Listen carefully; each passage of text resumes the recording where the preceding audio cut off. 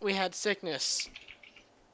We didn't get down with it. Yeah, we do not get down with the sickness. We're all a little too old for that now, I think. Stop the Except sickness me. immediately. Yeah. Um. Oop, that was a hiccup. All right. So,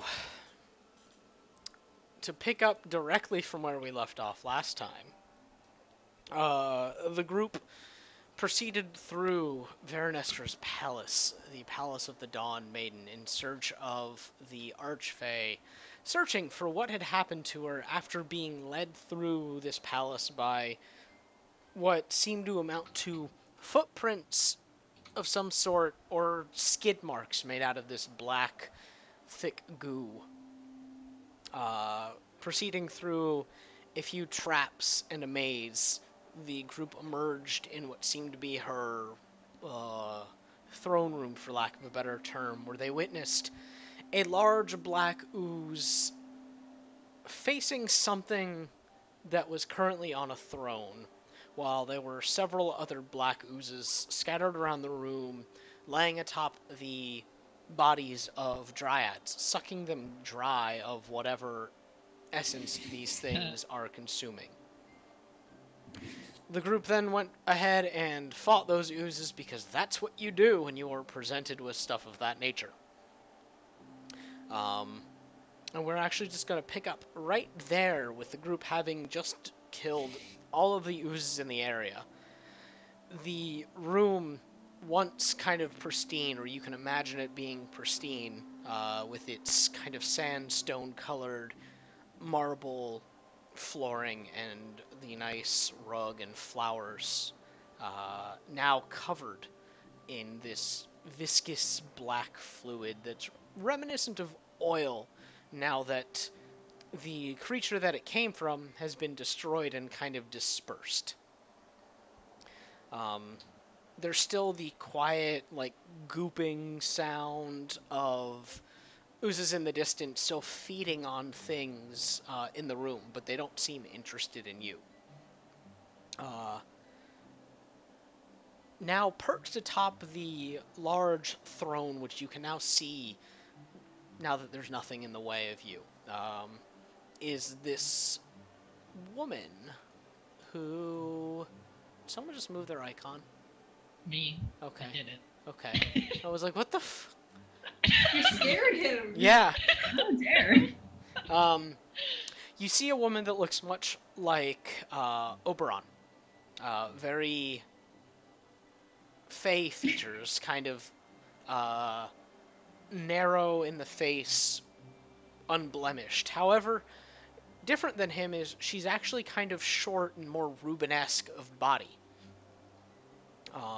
And she's covered in brightly colored leaves and flowers that make up a dress inside of, or twined in her hair, that flows down to the middle of her back is just flowers of all sorts, and it looks like leaves and maybe even some vines. And she's perched atop the throne, kind of like someone would be standing atop a chair when they've seen a mouse.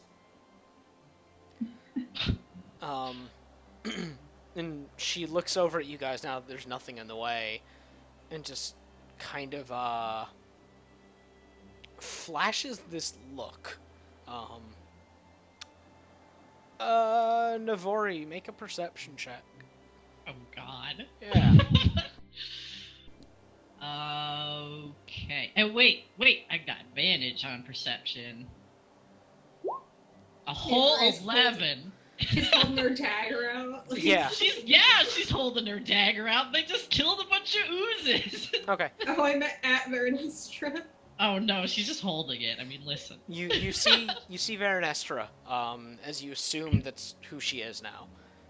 Her hands are actually covered in this black muck, and her chest is heaving like she is completely out of breath. And she locks eyes with you, and her lips curl up in a vicious snarl.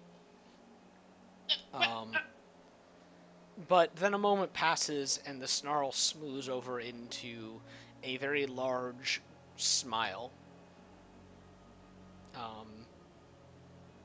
and she stretches out a little bit, hopping off of her throne. Um, Again, she, in the face, looks a lot like Oberon, but she is much shorter and a little rounder. Um, and she wipes her hands off on the leaves of her dress, and she says, "Oh, hello. Hi, Howdy. are you alright? I'm quite fine now, yeah." Good. Sybil's gonna mosey on up beside Navori because she saw that snarl, and she's gonna be like, "You That's must fake, be Navori. Oh well, she doesn't know which one's the real It's one. fine. Yeah, she's gonna be like, "You must be Veronestra." "Oh, yes, that's me. Who are you?" Sybil, your father sent us to check on you. "Oh, that's a new one. I didn't know that he cared that much. Wonderful. Well, I'm quite alright. My companions, however." And she turns to look out at the room, and there's still kind of the glopping noise of dryads being consumed, and she frowns and, "Oh, that's unpleasant." I don't think that things are quite alright. Personally, everything looks kind of terrible from my vantage. Do you know what's going on? "Not quite." And she snaps her fingers, and a pale blue flame ignites on top of all of the remaining oozes, and there's this kind of squealing sound, but it's more like wood burning and cracking. Like, you know the sound that tightly woven wood makes as the moisture starting to leave it. It's that sound, and the remaining dryads erupt into flame, killing the oozes atop them. And when the flames die down moments later, there's nothing more than piles of ash. Sybil she goes to look at Navori, but there's also a Navori behind her. Yeah. They both So look she- her. It's fine. Yeah. Well, that was unpleasant. Poor girls. Oh. Right, yeah. So, this thing just, barrel in here and start, eating everything. Yeah, you've got the long and short of it. I'm afraid I don't really know much about it. It just sort of oozed on up the stairs and washed over my companions and nearly got me, but Archfey powers and all was able to hold it back. Only really hold it back, though. Inconvenient, really. Is this like a... Sybil's dumbass, -1 have an ass, is gonna make a wisdom check, an insight check. Okay. 14. It looks like she's telling the truth, as far as, you know, the truth might go for something like this. Okay. Yeah, Navori is just kind of like, is this the sort of thing, Yanseeli might do? No, I don't think so. They're not really the goopy type. It's a bit crass even for them, yeah. You be Anyway, now that it's taken care of, why'd I sent you to look for me? That's, I mean, I'm flattered and everything, but, you know, I'm not really his favorite, nor does he come looking for me often. Well, they just hadn't heard from you for so long that they were worried. Right, I completely buy that. You know, I'm trying to be nice. Mostly they were upset you weren't doing your job, but who wants to hear that? Oh, bugger, it's that time, isn't it? It Yeah, is. they're getting ready for that big, neat solstice party out there. Well, that explains that. I was going to say, Da wouldn't just come find me without a cause, and there's the cause. Well, whatever. Time to go tick over the clock, as it were. You guys... Does she look okay? Like, Yeah. You can make a perception check. is this bitch okay? Yeah, Navori's kind of curious too. Like, Alright, you can do an investigation check, Navori. oh my god. Also, while this conversation is happening, Clive and Boone are just kind of like, they're snooping around the room, just A whole 2. looking at Wow. like the remains of the slimes or anything that stands out. Okay, make an investigation check. Okay. Sorry, what's Cass doing? Cass is also squinting at Fairy Lady. Alright, give me an investigation. Cass, save us. There you go. Okay, okay. Clive and Boone, you guys root around a little bit, and Boone, make an investigation for Boone, actually. Okay. Shit. Actually, hang on.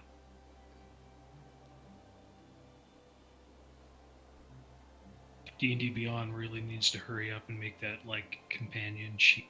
Right? I was just gonna say, where is that? You said an investigation. So it'd just be wisdom. Good. I'm glad it's not intelligent. Investigation is intelligence based. Oh Oh, God. yeah. That's weird that it... Okay, yeah. It is intelligence-based, that's okay right. then. Yeah. Yeah. That's weird that a dog does that, but whatever. Oof. Fuck. Poor dogs. He's based on the wolf template. It has Yeah. 3 intelligence. Okay. Clive, you don't find much. Looking around is a bit disturbing for you. It's a lot of dead creatures that are not necessarily human, and you're not really used to that necessarily. Boone, however, shoves a stupid little dog nose inside of a whole pile of goo and just gets it all over his face. Oh no. But he pulls out, and there's a little bone in his mouth. Clive gives him this very displeased look. He wags his tail. When your dog starts drinking puddle water. Kess. Meanwhile, Varen Esther, as far as you can tell, is pretty good at hiding her feelings, typically. You get that sense pretty easily. But she is also very clearly rattled.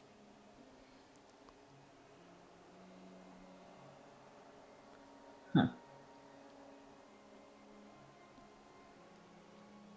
And she's like, well, yeah, I suppose it's time to go start the party.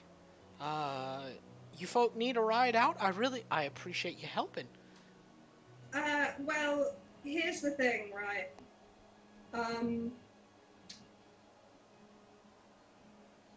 I want to be in a party right this minute.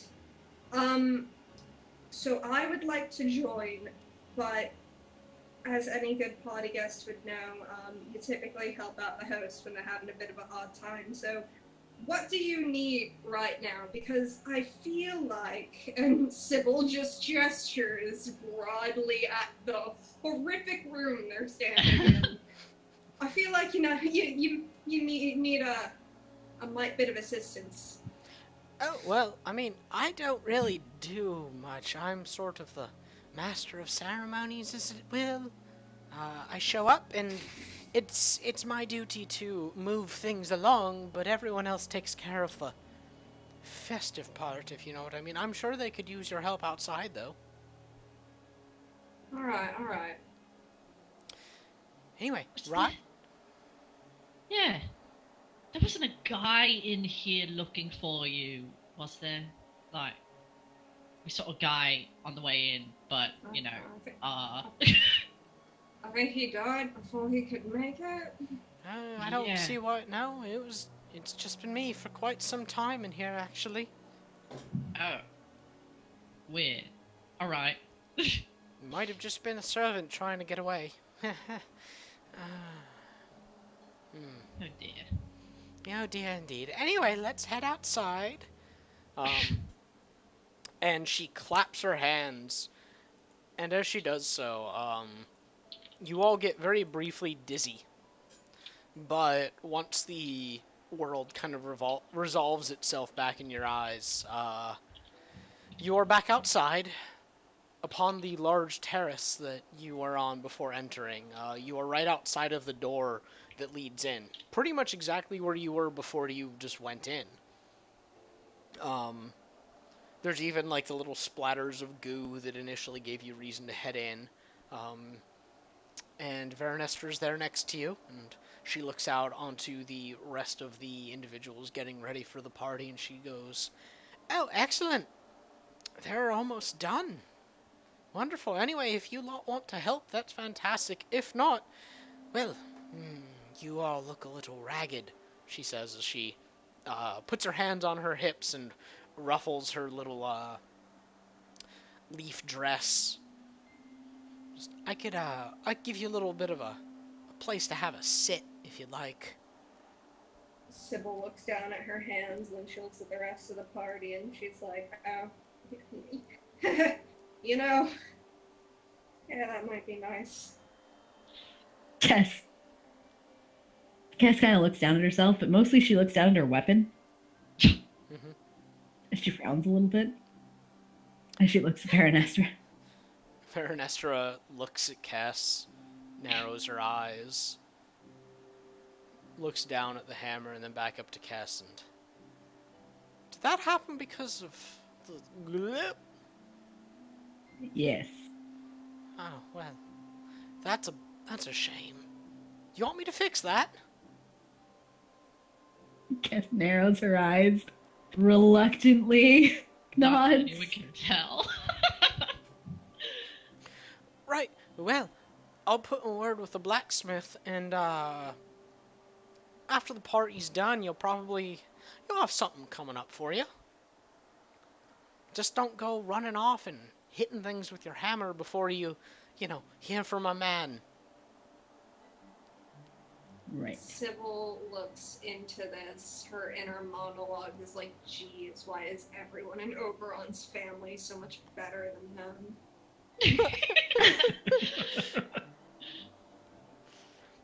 Anyway, she makes a loose outline of like a square, claps her hands again, and motions towards the square where you look now, and it's created like a shimmering box of sorts. And she's, go on, step in. It's not anything fancy. It'll just give you some nice quiet to ruminate and catch your breath, and you'll be out of the way of everybody so you won't get bustled around and asked to do shit. Cass steps in. Okay, you step in, and yeah, you don't really get transported anywhere. It's just the sound of the world around you grows muffled, and it's a very nice temperature in there. It's big enough for everyone to, hang out comfortably. It's like a very nice phone booth. Oh, I was gonna say, is it like a magical pop-up tent? Or that, kind of. When you look out, everything's a little distorted, like you're looking through warped glass. While they're in there, Sybil's gonna turn to Moria. Uh-oh.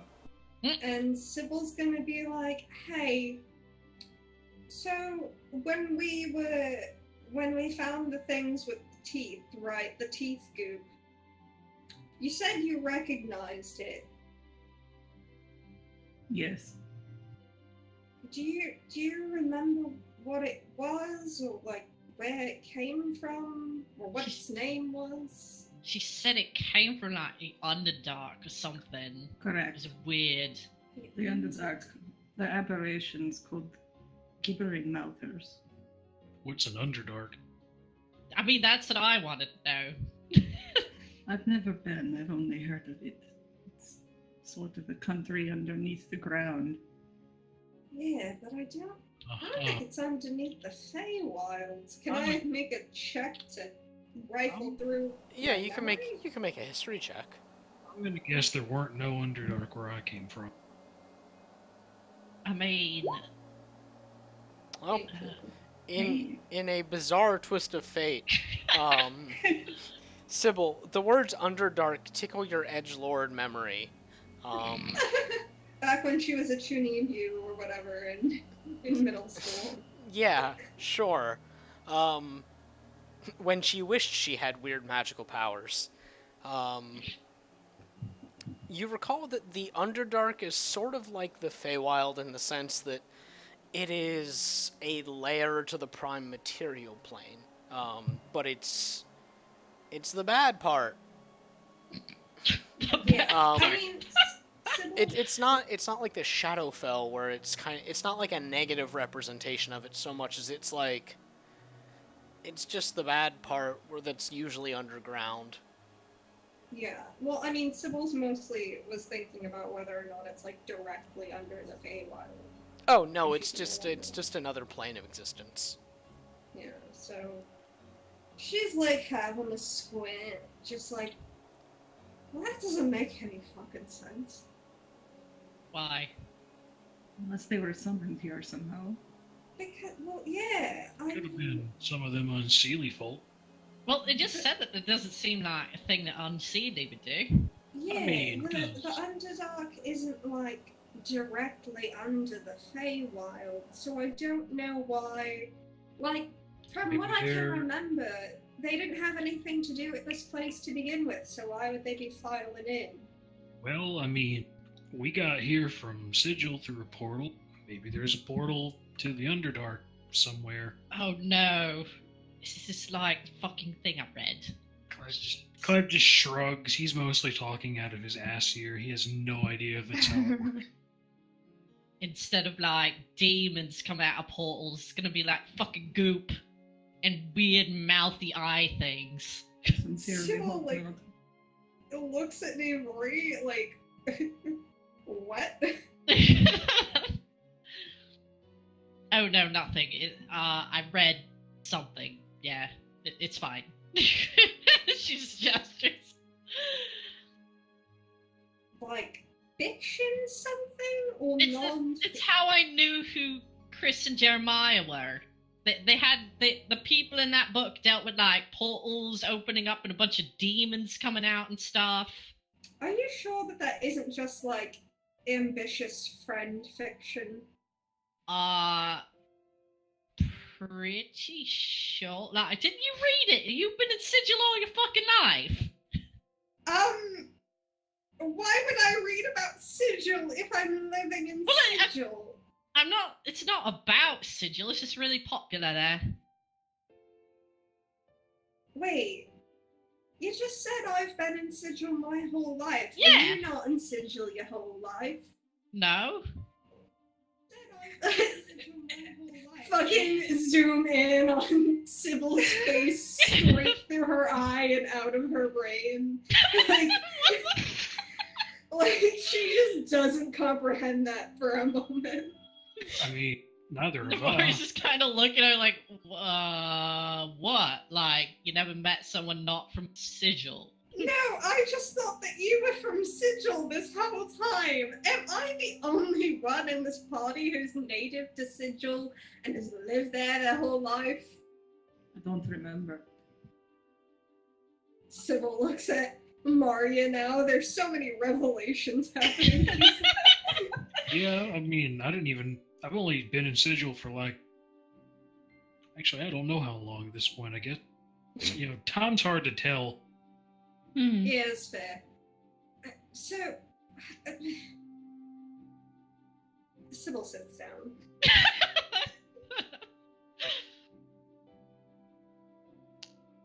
Anyway, yeah, let's hope it's not a portal thing, because that was a fucking mess. I hope we don't have to deal with that.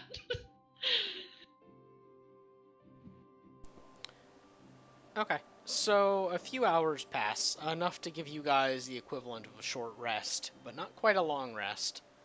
Wait, you're cutting out. You're cutting out. Yeah, you're cutting out a bunch. Good. How about now? Fine, I better. think. Good. Yeah, Okay. that sounds okay. I might have figured something out there. Anyway, a few hours passed. It's enough to give you a short rest, but not a long rest. So spend hit die as you will. Recover what you do off of short rests. All the while, you've been able to see the vague shapes of, again, people running around, or I guess people is a little too generic. Fae of all sorts. You see individuals running on 2 legs, some on 4, some on goat legs. Some aren't running at all, but you just see this flurry of excitement happening around outside of your little square of safety. Eventually, you do see things begin to calm down, and while no one has come to get you, you do see that the magic around you is starting to fade. You're able to see a little bit better out into the world around you, and it looks like a party has been set up for. There are a dozen or so very large tables with a feast set out that could feed hundreds. There are streamers tied up across the high arches, across the high dome ceilings of all sorts of colors and made out of various stuff. There's balloons. There are entertainers. You hear the sound of flutes being played. You can't quite see the musicians, but you can definitely hear them. As you guys have the magic around you completely fade out, you are pretty much left sitting on the outskirts of the beginnings of a festival, where people are beginning to file in, walking across the long rainbow bridge, which you can see off into the distance, not too far away. As you're standing there, you do witness the sun is finally beginning to move over the horizon, casting strange shadows as it hits its zenith and hangs there briefly, and that's where it seems content to stay, as the party around you finally begins. Sound erupts. Half of a dozen fae of some sort. You are a little too jostled to really recognize them as they push past you and shove you off to the side a little bit. Run past and approach a booth that was suddenly set up, where you see people holding little cups and playing games. It's a very traditional festival in a lot of ways that has just sprung up around you. Boone gets attracted by something in the distance and starts trotting off.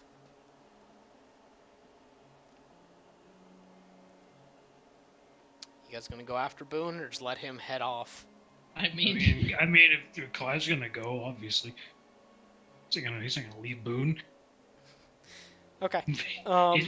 You probably just hear him be like, "Hey, wait up!" and he kind of just chases what? after his dog.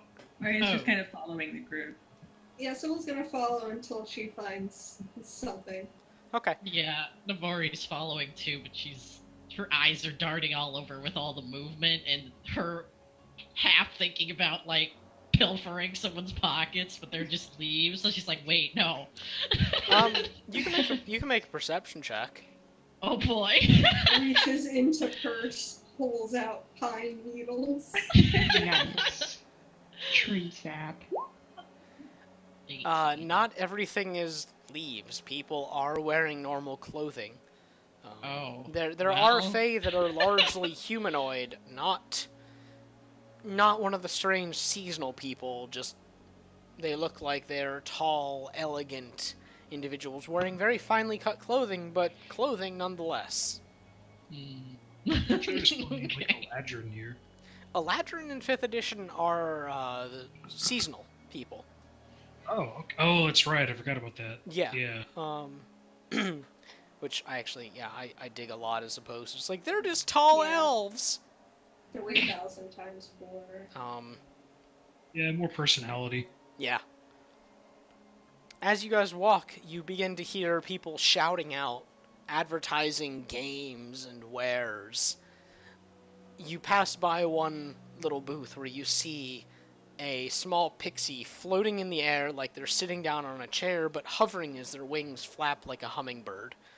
staring at a cup that gets shoved around the table with a small individual wearing a floppy red cap and a large bushy white beard is shuffling it around and saying, "Watch it carefully now! Watch it carefully!"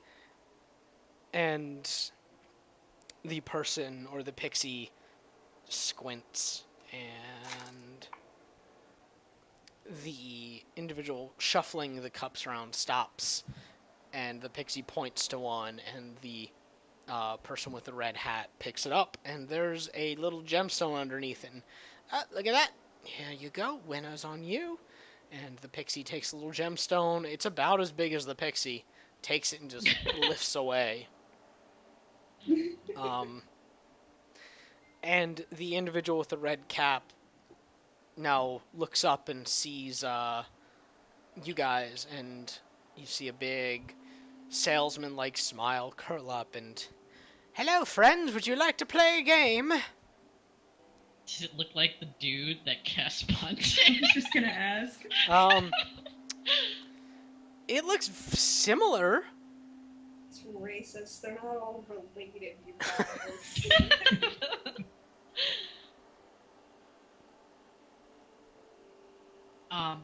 Navari looks like she's kind of curious, but if Clive keeps going, she's just gonna be like, she's gonna sort of wave her hands, point, and then follow after. Boone. Has Clive managed to wrangle Boone yet? Yeah. You caught up and kind of gripped him by the scruff and stopped him short, and he looked up at you and was like, "Arr!" And he's looking intently at the group of tents that you see now behind this red cap.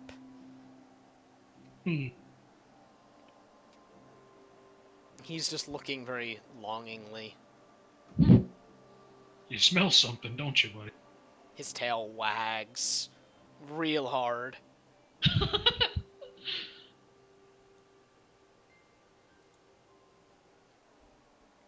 Well, I see your little furry friend there seems interested in some of the things that we've got back here. Would you like to partake in anything we've got going on? We've plenty to do back here. Like what? Oh, friend, we've got food, we've got drink, and not like the fancy schmancy food and drink they've got up there at the tables. Oh no, we've got the hard stuff, the grand stuff. And we've got the games of chance, the skill, the brawn. We've got all the fun things over here, not like those. And he points where you see a lot of more elegant individuals dancing a very slow dance in the middle of a large open square. And it's as he says, the part that you're in right now seems a bit rowdier than the other part, which looks more like a ball. Yeah, I like this part better. Most people do. Yeah, I mean, I'll take a look if we're taking a look. She sort of looks over at everyone else, like she doesn't know what the fuck they're doing, but... Clive has, reached into one of the many pockets on, the inside of his cloak and has pulled out, a piece of sausage that he is now giving to Boone. Boone swallows in one gulp. Clive just, looks back over to Nave where he shrugs. Oh, whatever. Yeah. Oh, look. Navari, she looks kind of like she's patting herself down for a bit, but she's just sort of making sure that all of her bags and stuff and things that she's hidden in her dress are where she put them. And she's gonna keep track of those when she goes in nothing here. is out of place. Okay. Because she knows that sometimes when you go into these things, people try to steal stuff from you, because she does that, so... Good job, Navori. Yeah, so you head up to this red cap, and he grins up at you, and it's a feat that he's grinning up at you, Navori, but he's doing it nonetheless. And behind him is a series of tents, and you see that he's actually kind of standing in front of a small alleyway that leads back to them. And he looks at you and, Now, there's a few rules. You're not allowed to draw weapons outside of the approved dueling arena, and you've got to behave. And by behave, I mean, well, you know, behave.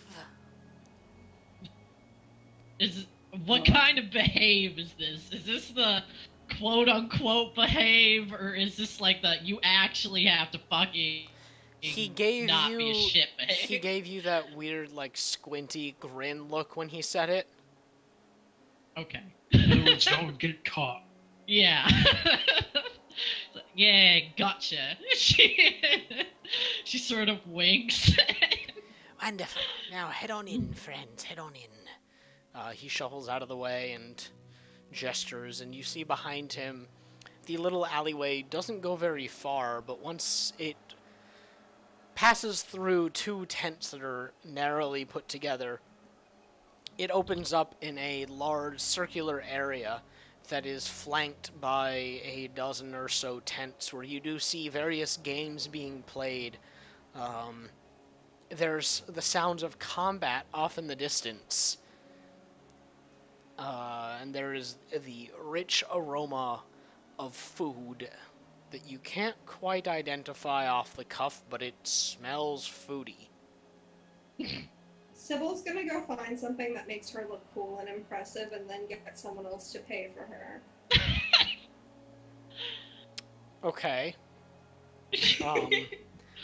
Solid game plan. Do you mean food, drink, or otherwise?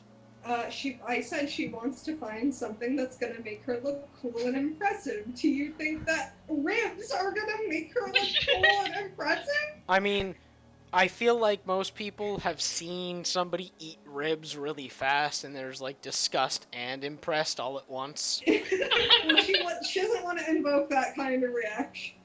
Okay. Well, as you wander around, your attention is drawn to the sound of combat, which the closer you get, the more you're able to realize that it's kind of... It doesn't sound like Mortal Kombat. There's no weird sounds. Nor is there the sound... theme isn't playing. Yeah, Yeah, you don't... techno.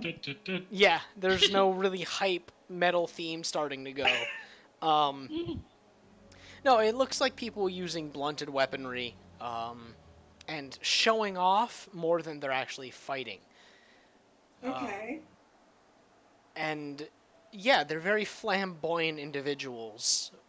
Some are wielding long, thin swords reminiscent of your own. Others are wielding daggers and juggling them while throwing them at other patrons. It is a dueling arena nonetheless, surrounded by a large number of individuals that are cheering, and you can't make out exactly what they're saying, mostly because it is in Sylvan, and despite speaking it, it's still, when you're bilingual, it still takes some time to parse. Yeah. That's the coolest looking thing that you can see. There are a variety of other things. There is the distinct sound of arm wrestling. You saw something where people were running around with a bowl of fire on their head. Oh my god. I gotta see this. You saw what was very clearly a test of strength with the traditional hammer and thing to hit with said hammer. This is the coolest. Sybil's gonna look at the dueling arena and she's just gonna think for a moment, am I really cool with getting my ass kicked so soon? And the answer is no. But Sybil does look to Maria, and Sybil walks up to Maria. And Sybil leans in towards Maria. And she's smiling. Oh, okay. That shitty smile. And she's like, listen, I know we've only known one another for a short time, but, don't take this the wrong way. It's not, but I really want to see you arm wrestle some people. Arm wrestle? Yeah. She points towards the arm wrestling group. As you turn to look, there's a loud boom noise, and you see a satyr get up and bleat angrily and stalk off. You don't see the person that slammed the arm, but you hear it. It's loud. I figured Cass would be the one to want to see do some arm wrestling. Do you Sybil think she's looks at gonna, Maria though? and she gestures to Maria and she's like, she's made of opals. It's pretty She's like neat. practically an immovable object to begin with. Watch, and Sybil like goes. She goes to lightly stage push Maria so that it looks like there's way more effort being put into moving her. Pretending like she's necessary. miming a lean. Make a performance check. Yeah. Okay. 22. Hey. Whoa. Good mime. Sybil's really convincing. Even Maria to you, believes Maria. Yeah, you believe it. Like, wow, I really am totally beat them immovable. up. Mario Well, you know, is indestructible.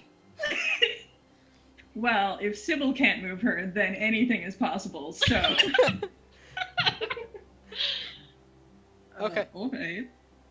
She'll go over, actually. Okay. As you get Sybil is oh, I gotta see this. as you get closer, you see that the individual that had just won. Well, they're big, burly, and look like they have like a horn and one eye. But they're getting up and walking away, and you see what looks like a giant living frog sitting on a chair nearby. And they look over at you, and their tongue flicks out and licks one of their eyes, and then they... Hello? Hello. You here to wrestle? That's what I'm told. Well, newcomers pay 5 gold. When you win, you double. Lose, you get nothing. Sybil's like, wait, 5 gold? It's a bet. No, it just seems a little pricey. I'll give him 5 gold. Okay. He takes the gold and puts it in his mouth. Ooh. Then he looks at you and... Have seat. I send competitor over now. And Okay. he looks up and his throat expands and he ululates a little bit. And you see someone looks over and nods. And you see a satyr wander over to you and... are you the one I'm supposed to wrestle then? I suppose so. Excellent, well, a duel is a duel. And he walks over and plonks down on the other end of a small table and looks up at you expectantly and slams his elbow on the table and then, let's go. Oh my god. Okay, she sits down. She'll sit down and she'll unbutton one of her cuffs and roll up a sleeve and put her elbow down. It looks Okay. like she apparently kind of knows what she's doing. Okay. He sizes you up, lips curled in a sneer, and reaches out to grip your hand. Alright. All right. She's got... Her fingers are weird, I just remembered. The last knuckle of all her fingers is see-through. You can see her bone. Fun. Okay. Well, make an athletics check. Oh boy, okay.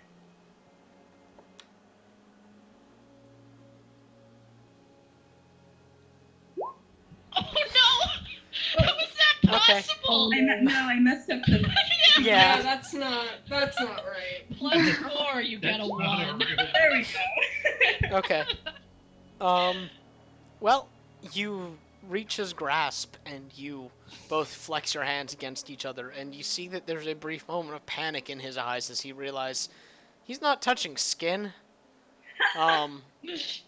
And you push hard and that catches him off guard and his arm moves off to the side a little bit and he lets out a little Sybil is into it. Sybil is in the background like, yes! Go, Maria! Kill him. Make another one. Another Okay. Yep. Clive has once again pulled another like sausage out of somewhere and is kind of like munching on it while he watches having a snack. All right, you continue to push, and he's and you push him back. The bleeding is killing me. Make another. Okay. All right, and with a final charge, you shove, and his arm slams down on the table. And, Hey! And Sybil he's throws up her arms. Oh, well done. I think. Oh, Are you all right? I'm fine. Thank you. And he gets up and just toddles away, looking a little hurt. Oh. And the frog had bounced over and just, good. You get 10 gold then. Thank you. If you wish to continue the bracket, you double or nothing. All right. Are you gonna do it? Yeah. Well, I send next challenger. Oh boy. Okay. I have a question. Uh-huh. Where are Sybil and Nave in relation to this happening? You were pretty much at the edge of the table. Okay. Yeah, it's not like you're Sybil's kept back. Sybil's just gonna move herself behind Mario for strategic purposes. Oh boy. Oh no. Oh. Navori kind of looks at Sybil and sort of like raises her eyebrows in a you got a plan kind of look. Sybil looks at Nave like insulted that Nave would doubt her motives for anything but pure and sportsmanly. Okay. You continue to be seated, and you wait for a moment, and then you hear the frog make that awful noise again. And another moment passes before you see an individual with green skin and little budding leaves coming off of him walk over with a grin on his face, and oh, this will be interesting. Are you here to be a challenger then? Yes, that's what they tell me. Excellent. Well, here we go. And he slides into the chair, moving back the not lapels, the butt cape of this nice coat that he's wearing. And he's Butt cape. I can't remember what it was called, so yeah, butt cape. A sash? No, coattail. Coattails. Yeah. Oh, there you go. Yeah. Butt cape Butt though. cape. I like butt Yeah. cape better.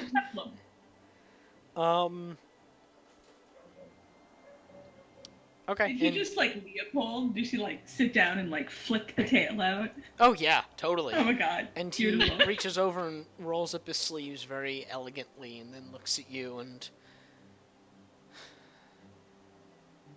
The name is Stefan. Mario. Well, Like Mario. she can't remember half the time. Well, Mario, let us go. And he puts his arm down and you see that he's kind of burly despite the fact that he's wearing kind of foppish clothing and is a bit extra looking. The burly dandy. Yeah, kinda. Alright. Making athletics.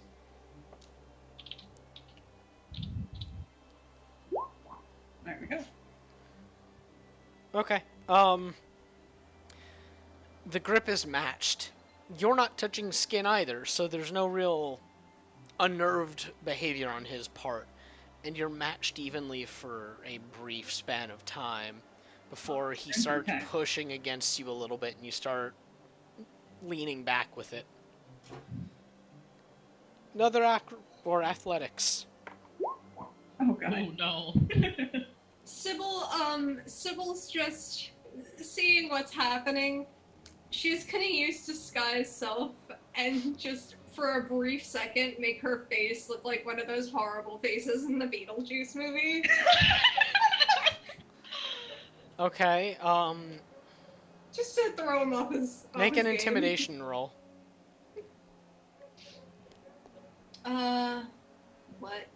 I have anything in that? Oh, I do. Natural 20. Damn! Okay. Wow. Mario, you and this Eladrin were evenly matched for a hot second there, before he looks up and catches sight of Sybil's just grotesque visage, and he pales, the green of his skin becoming like seafoam green briefly, and you gain an advantage over him, and you guys are back to the center. Oh my god. He's not sure what happened there. He's just kind of like, okay. Alright. Roll another. Oh, Oh no. god. no. Oh my god! All your hard work. Yeah, once again, he pushes and starts grinning at you, and despite your friend's efforts, it seems that I'm the better one here. She like that it registers really strangely with her, and she like looks over her shoulder. Sybil looks normal. Okay, all right. No one saw it, so there's no proof. Yeah. He looks back at him like, "What? You've never seen a girl before?" He's just Alright, give me another. there we go. Hey. There we Alright, go. yeah, you grunt, and your confusion confuses him, and you are back to the center. Ideal. Another.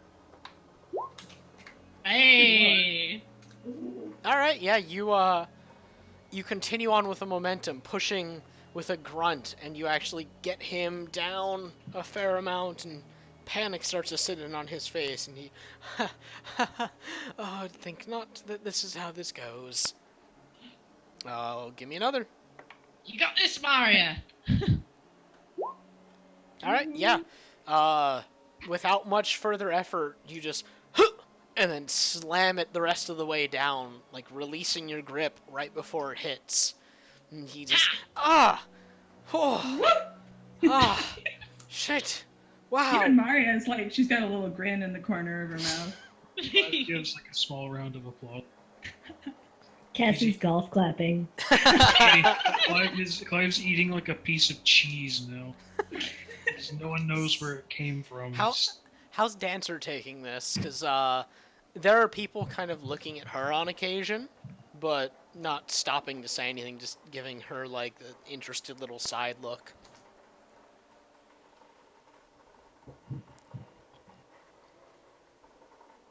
Oh, did we lose Shadow?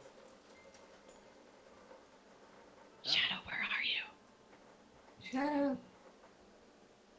Oh no. Uh-oh. Oh. Well, Oh, hey. Are you Hello? there? we might be having Are you technical... muted? Oh, Oh, okay. Well, I was muted Hey. the entire time. oh Also, no. Oh no. No. Someone's trying to say stuff. I was actually just wondering why you were so quiet. Yeah.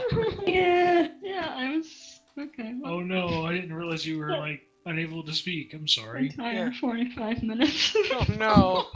Okay. Well, if she noticed, there were probably eyebrow waggles at it. Otherwise, like, she just tries to ignore it after stealing herself and sigil over that kind of stuff. But, she is clapping for Maria and cheering for her. Okay. Yeah, Fun. you've definitely caught... No one here's being subtle. Mm. So you're like, oh, good. Right, thanks. Alright, the Eladrin swoops off from the table with a Severus Snape flick of his butt cape. Oh my god. Oh my Why do god. we have to come back to that? Yeah, you're welcome. And the frog looks over and, another win. 20 gold, or proceed. Double nothing. You can take it. Mm, We'll keep going. Sybil doesn't look so sure, but I think I'm good. She'll stand up. Sybil's probably prepared to lie and cheat the way to victory. yeah. Very well. Goodbye. And he reaches into his gullet, like with a arm, and pulls out a fistful of coin and starts counting out 20 gold and holds it out for you. It's gross. She hesitates over taking that, but she does take it. Okay. It's a little slimy. Mm, Ooh. not good. Yeah. Sybil's gonna just, like, put her arm over Maria's shoulder and turn her away from the frog, and as they're walking away, she's gonna prestidigitation the gold. Thank you. You're welcome. Hey, you know, I knew you were really strong. Oh, well, I didn't know because you're always using those guns, but you have other guns. These guns. And she points to Maria's arm. Maria looks deeply confused for a minute, but she thinks she understands. Yeah, that was pretty amazing. You did it so good. Yeah, I don't usually. I use guns. You sure do.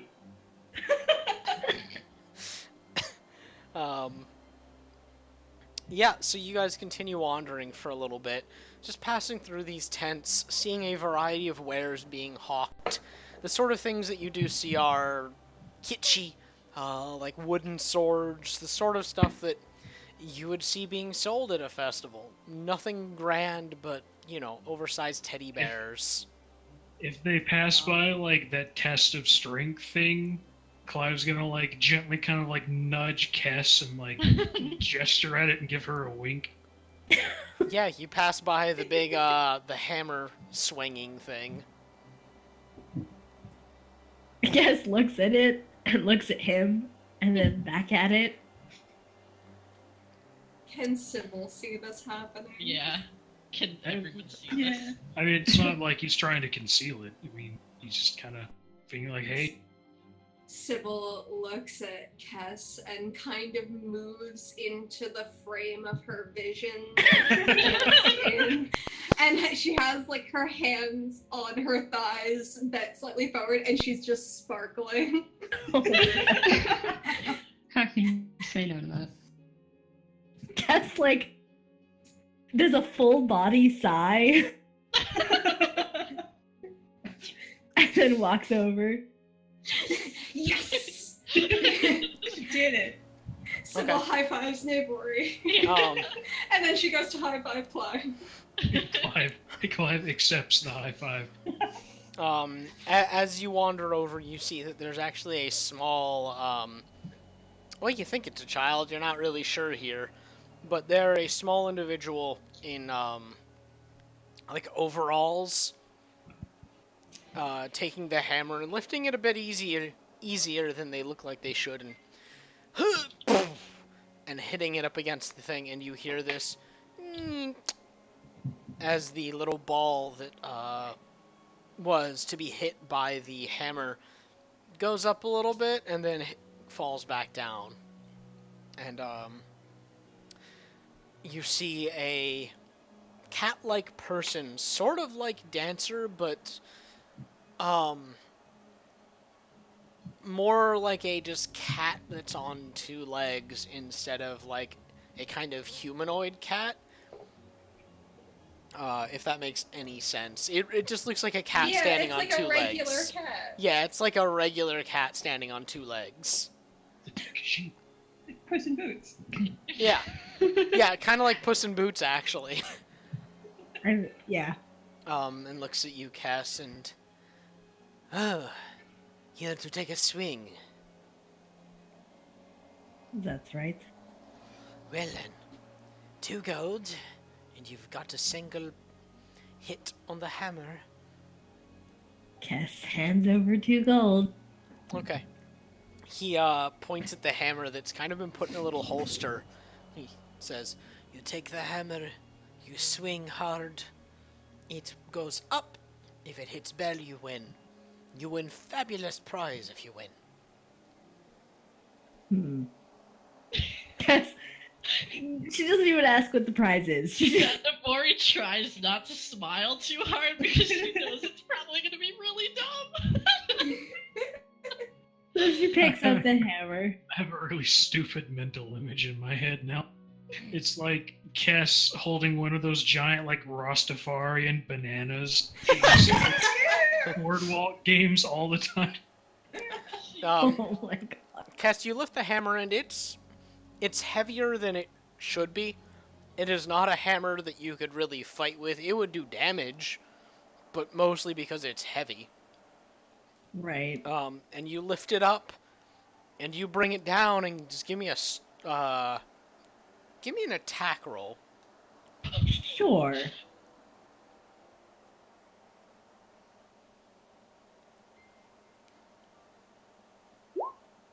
Oh no. Oh. You hit it, and there's a moment where there's just like this brief moment of silence where everyone's like, "What? Huh?" And you see the little ball go up, and then go back down. Oh, that's a shame. Sybil tilts her head to the side and she's like, "This game is rigged." Oh no. I'll give you another go. 1 gold. Okay. Yeah, she hands it over. Her pride is on the line here. Okay. Do another attack Everyone's- roll. Everyone's watching. How hard can you smite this thing? Actually. Oh yeah. I don't think she can smite it because it's not an it's not a creature, so. Alas. I'm looking though, hang on. Smite the game. I mean, you still need to hit it first. Yeah, you're right. God damn Oh it. no. Oh my god. I'm sick, Cass is wounded. Yeah, well. Roll damage. That hit. She's good. How much Oh, damage? Yeah, no, Blow roll it up. damage with a warhammer. Oh, okay. Two-handed? Uh-huh. Okay. Okay. This time the strike goes a bit more true and hits the ball, and you see it go up. It almost hits the top and then falls back down with a little clatter. And, oh, that's too bad. Too bad. I'll give you another swing for a gold. You look very upset. Third time's the charm, am I right?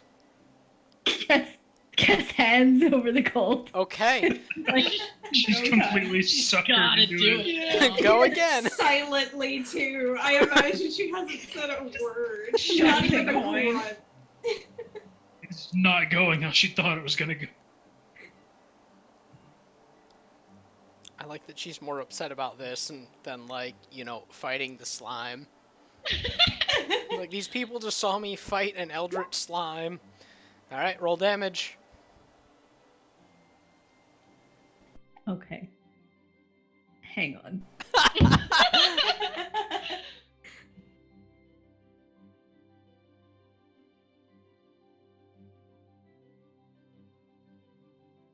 Alright, yeah, she's gonna smite it.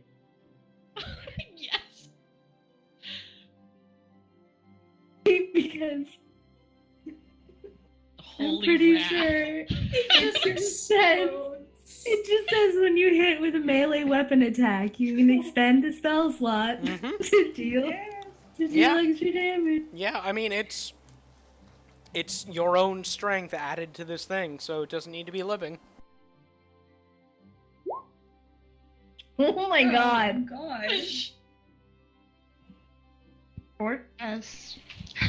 Nevertheless. Well, you raise the hammer high again, and silently still, you bring it down, and as it connects, the rest of you see this brief flash of purple-white light burst out from the bottom of the hammer where it connected with the little paddle. And the ball shoots up and ping, and then flies out of the thing. Oh my god! Sybil is just laughing. She just needed to get warmed up. Well, congratulations, you won. Well You always done. gotta find a new ball. Cass sets the hammer down. Dusts her hands off a little bit. Here, you win this. He reaches under his chair, which is like hidden by the booth, and pulls out a teddy bear. Yes. Is it a big Yes. one? It's like medium size. It's not huge. Kess takes the teddy bear with pride. Silent pride. Okay. Spoils of war. Well, She earned that teddy bear. Yeah. thank you for playing. Enjoy the rest of the fair. Kess just waves and walks away. Sybil looks at Cass and she's like, what are you gonna name it? You name teddy bears? Well, you don't name teddy bears. Maria's nodding very seriously. Yeah. Yeah, it's important. Gotta name it.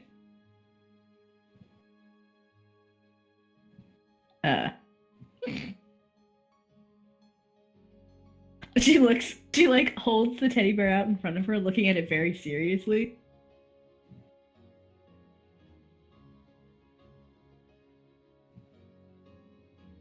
And then she's like, I can't be responsible for this creature. Somebody else do Think it. about it. You gotta think about it. Yeah, no, you It's gotta, important. gotta have a moment sometimes. Sometimes the name just, comes to you. Yeah. She is reading. Tucks it back under her arm. She'll think about it. Sybil's gonna look around for more stupid things to make other people do. Yeah, Navori's actually looking for something where, like, you would throw knives at a target. Okay, both of you make perception checks. Oh boy. Normal, because she can't have her dagger out. Oh, yeah, we're Well, good at this, man. There's Yeah. so much to see. You guys are both a little overwhelmed. You remember you've seen some dumb shit. You just don't really remember where. So much to do, so much to see. Yeah. Navori's like, hey, if any of you see something where you're like throwing knives at a thing, let me know, yeah? As you guys go back to walking around, you hear somebody calling out for a game called Find the Cat. You hear another voice call out for the Fuel Barrel Run. That sounds dangerous. Another one called King's Crusher. And Sybil's then gonna look at Clive, though, before anything, and she's gonna be like, do you think that they'd let Boone play Find the Cat? Oh shit! Clive looks down at Boone. He's like, huh, I Boone didn't just think about that. Boone wags excitedly, Yeah, I like guess we could full ask. body tail wag. You I mean, always this is- ask. This is a freaking Fae party. I hope they let Boone find a cat. Wait, let's go. I wanna see if Boone can play the game. Okay. You guys have to follow the sound of the voice for a minute or two before you come upon less of a booth and more of a small field that's been cleared away. And it looks like there's an obstacle course of sorts. And you see all sorts of people crawling around on it. Some are on their hands and knees. Some are moving around on four legs, looking for something. And there's a Someone's person gonna- standing at the entrance. It's like a fenced-in, like, you know, like the fenced-in little play area at a carnival? A petting zoo. Yeah. Yeah, it's kind of like the petting zoo Yeah. paddock. Or is there like an alpaca nearby? Maybe. They're Goats. kinda. And you see just an Eladrin sitting there looking kind of bored and, hello, welcome to Catch the Cat, or Find the Cat, as it were. Would you like to play? Well, I wouldn't, but how about him? And Clive points to Boone. I don't see why not. Yes. Yes! All right. How much? What's like the entrance fee for this? It's a 7 gold entrance fee with a fantastic prize at the end if you manage to find the cat. All right, sounds cheap enough. It's gonna give him 7 gold. Okay. Sybil looks at Clive and she's like, this is like practically practice for him, really. Yeah, he needs it too. Ooh, that's a challenge. Marty's looking at Boone. The Eladrin points over to the little entrance to the paddock next to him and, well, he has to step through there. None of you can accompany him. The rules are simple. Follow the course and find the cat. Clive gives Boone like a pat on the head. He's like, "All right, partner, get in there and find it." All right, Boone kind of bounces on in, and once he's in there, he looks around and make a perception check. And this is relying on hearing and or smell. Okay. You should have advantage on the smell ones, Yes. I think. Yeah. Yep. He has advantage on hearing and smell perceptions. I closed that tab that had like the wolf stuff. He's got a +1. Yeah, give me 1 second. Roll 20 is taking Dora. forever to load, apparently. Yes. I love that we're all just standing here Or no, watching a yeah. dog He play. has a +3 to perception. Yep. Okay, but wouldn't you watch a dog play? Yes. Yeah. Actually, let's see. Because he's my pet, he has my proficiency That's bonus. true. Yeah. So it'd be like a what, +4? Yeah. Yeah.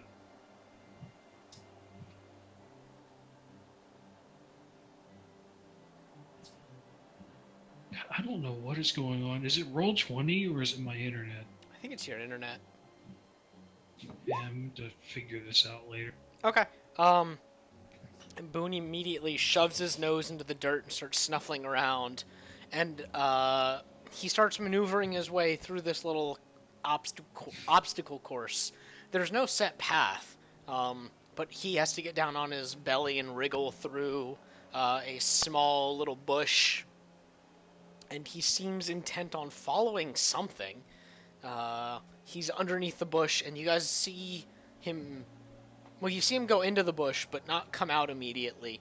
I need another perception from him. Okay.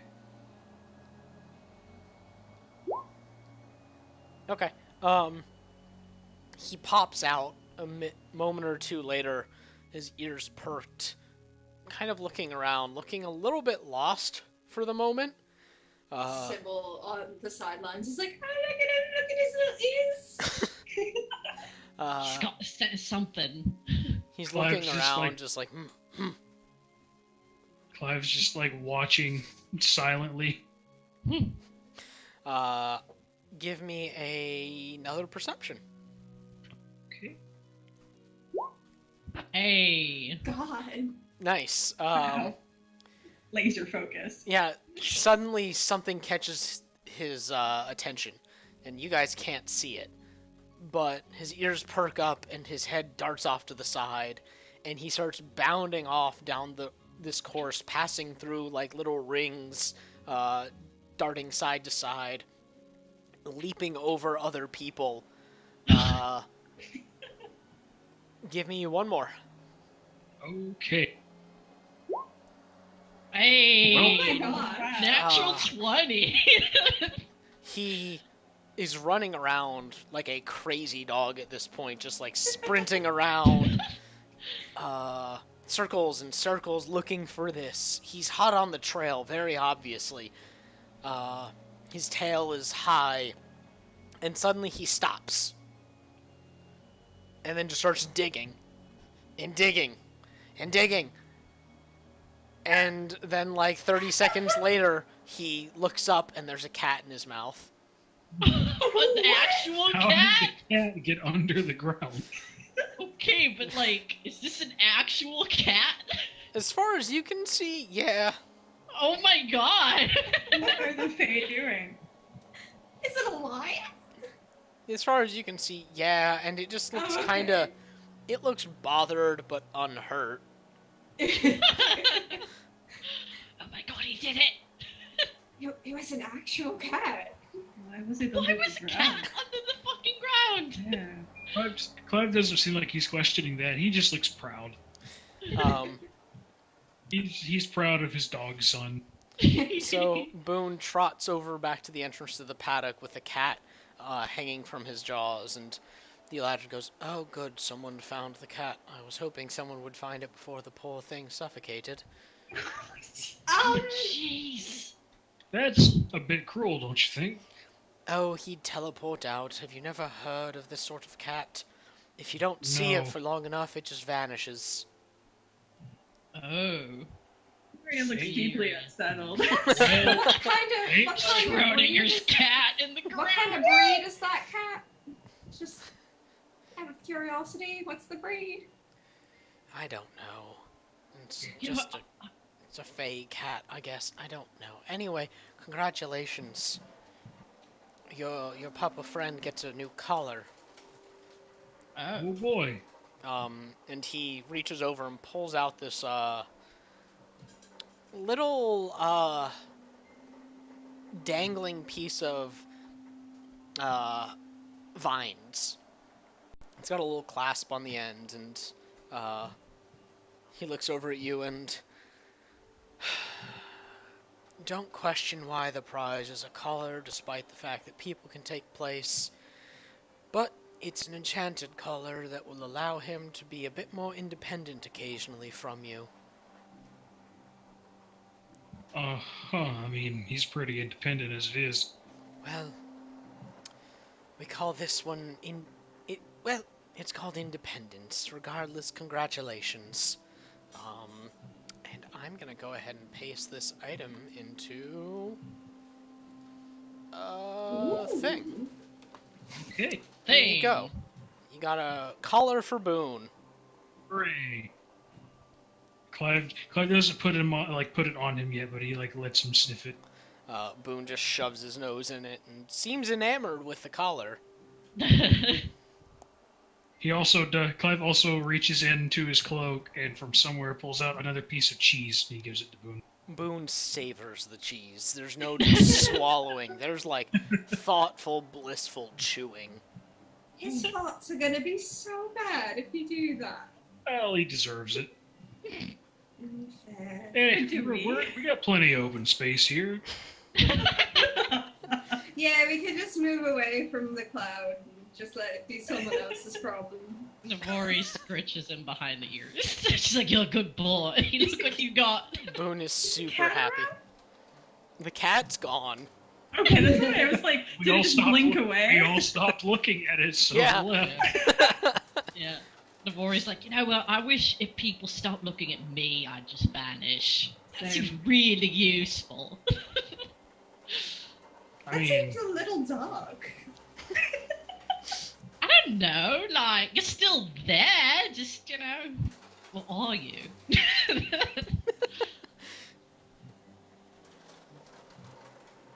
Sybil's gonna go look around again. She was like, so there was that bucket thing? Yeah, I still want to fucking throw knives and shit. I feel like that's gotta be around here somewhere. Sybil's just gonna look for someone passing by. Okay, there are plenty of peoples passing by. She's just gonna flag someone down who looks like they're receptive to talking. It takes a bit to find somebody that looks like they are in the mood to talk or not inebriated, which is difficult. This has been going on quite some time now. In fact, the sun is starting to Actually, drift you further. know what? Uh-huh. Sybil's gonna change her mind. She doesn't find someone. She looks at the crowd and the crowd sucks. She's gonna just turn back to the fucking cat booth man and be like, hey, is there a knife throwing or dot throwing booth anywhere here? There's a knife throwing booth over that way. Be careful, because if you mess up, the knife takes a finger. Oh. Whoa. Nice. And Sybil's gonna head that way. was Okay. there some kind of dueling arena or some kind of coliseum thing? I heard people fighting earlier. Yeah. That was one of those Yeah. two. Clive looks over at Dancer. Yeah, that could be a good one for you.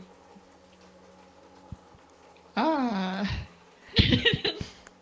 Yeah, don't had know. our share of fighting today. I mean, it could be a chance to show off some skills. Maybe even win a prize. I'll join you if you go. Ooh, tag team. Tag teams are good. Well, let's find those dagger throwing boots first. I wonder if it really eats your finger. Mari's like surreptitiously counting Nibari's fingers. Yeah, Rory has all her fingers. She's like, you know, I wonder if these stupid knobby things would count as hands. She sort of flexes out her wings a bit. That wouldn't really matter if they got one of those, would it? It doesn't take long now that you have directions towards this knife throwing booth, and you do find one. It's a little Hey. tucked away and is now actually in shadow due to the waning of the sun. It's still decently in the sky, but it's about at like the 6 o'clock position when you're not in daylight savings. And there's probably trees and shit. Like, There are taking trees and shit, shade. but there's a small lantern that illuminates the inside of this tent with a soft orange glow. And you head inside and you see a group of people standing around facing targets and throwing silvery things at these targets. And the things are moving so quick that you can barely catch a glimpse of them. Navori's looking at their fingers. See if they know what they're- Make a perception check. Oh gosh. Okay. 11. You see all of them are wearing rings, one on each finger. Oh. But so they have, like, is anyone missing fingers? No. Okay. Yeah, Navori's gonna look for the person that looks like they're, running this kind of thing. Okay. If there's anybody. You quickly find somebody that looks like they're counting money. Yeah, she's like, hey, hello, you taking anyone to throw more knives at more things? You see that it's a female figure, and she looks at you and, of course, we're always taking new contestants. Do you wish to throw? Yeah, and like, they actually eat your fingers if you miss? Yes, yes. You have Are they 10... gone forever? Well, yes, you have 10 throws. 5 normal, 5 using your bones. What? Wait. Can you explain that a bit? Like, what is that? She reaches under the little table she's at and pulls out one of a silvery rings. And she puts it on the table and slides it towards you. Well, these generate a little knife for you to throw when you throw it. However, if you don't give it ample time to recharge, it will take the bone from your finger and turn it into a throwing knife. Whoa. So, can you get them back? The fingers, no. Once it consumes the bone, you're done. You So can it- choose to not use it. I see. Right. So it's like an extra, because you say it has to recharge. So if these things are going fast, yeah, like Precisely. We have enough to recharge them after each person's use, but not long enough in between your own use. okay. Sybil So- looks dubiously at Navarre. So just don't go nuts, and you keep your fingers. Is that right? Correct, and if you make 3, you get a ring. Huh. Okay, I want to try. Well, I have one more question.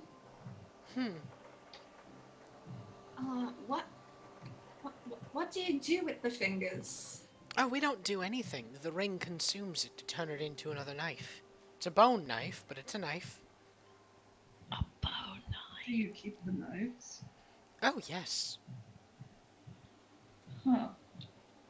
At least you do get to keep your fingers in a really The- morbid way. The silver knives vanish upon being striking something, but the bones, they're bones. It's at this moment that you hear a frustrated "Ugh!" and you look over and someone is clutching their hand. There's no blood, but they're clutching where a finger should be. Oh my god. Ooh. Is Brett suggesting this first? It's about 25 gold due to the fact Oh, that wow. the prize is a magical item and is a bit on the dangerous side. Mori contemplates, and she's like, alright, I'm gonna try at least once. Well then, She thinks she has 25 gold. Wait, pretty sure she's got 60 gold left, so where the fuck? Yeah, yep, alright, yeah, she's got enough. alright, you put down the gold, slide it over, and she counts out 5 of these silver rings and puts them on the table in front of you, and they'll adjust to your fingers as you put them on. Good luck, and remember, it's just as much about impulse control as it is target practice. It's all in the reflexes. Yeah, alright, okay, I got this. She probably doesn't got this. I hope Okay. someone got that reference, or I'm kind Yeah. of sad. Yeah, Yeah. no, I got it. Yeah. Okay, good. Okay. Just to be clear on this, you have 5 knives to throw normally. If you wish to take a 6th or beyond, it will start taking fingers. Okay. Got it. All right. So you put the rings on. As you do, you feel them shrink a little bit to constrict around your finger. Not so tight that it's uncomfortable, but tight enough to remind you that it's there. Yeah. Navori, like... Oh. It's like Max made this game based on his fears. Yeah, kinda. Yeah, Navori kind of briefly touches her holy symbol and whispers something, and is basically just like, I hope y'all fucking enjoying this, because I am. And, All right. yeah, she- You Tiniest approach drill seeker. thingy. You approach the throwing line, and there's a small target set up. It's just a bullseye, nothing fancy. Alright. Yeah, well. She kind of tests the weight of the knives in her hands, like, you know, kind of getting used to how they feel and stuff. All right, you and- flick your wrist a little bit, and the silver on the pointer finger gets a little dull, and a silver dagger manifests in your hand. It's less of a dagger and more like just a blade, with like a wrap around the hilt so you don't cut yourself. But it's very clearly not a dagger that should be used for stabbing. Yeah, Is it okay. a kunai? No. No. All right, so you test the weight, and I'll make a ranged attack.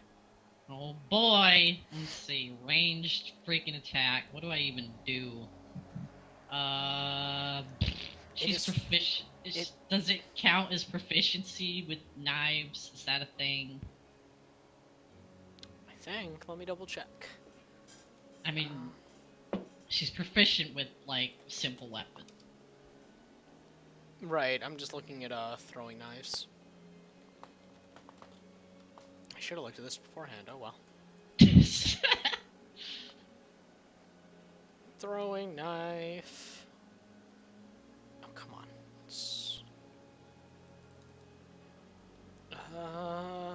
Item. Equipment. Knife. No. Is this? Huh? Where the fuck is this? Mystery. Are throwing knives like a separate thing? I for don't daggers? think so. Like, they have the thrown Dagger. property. Yeah. Yeah. dagger- Daggers you just have the get throwing into the property. range. Yeah, I'm just Kind of Basic like how weapons there's no throwing axes, but there are hatchets that have the throwing property. yeah, no, it's it is.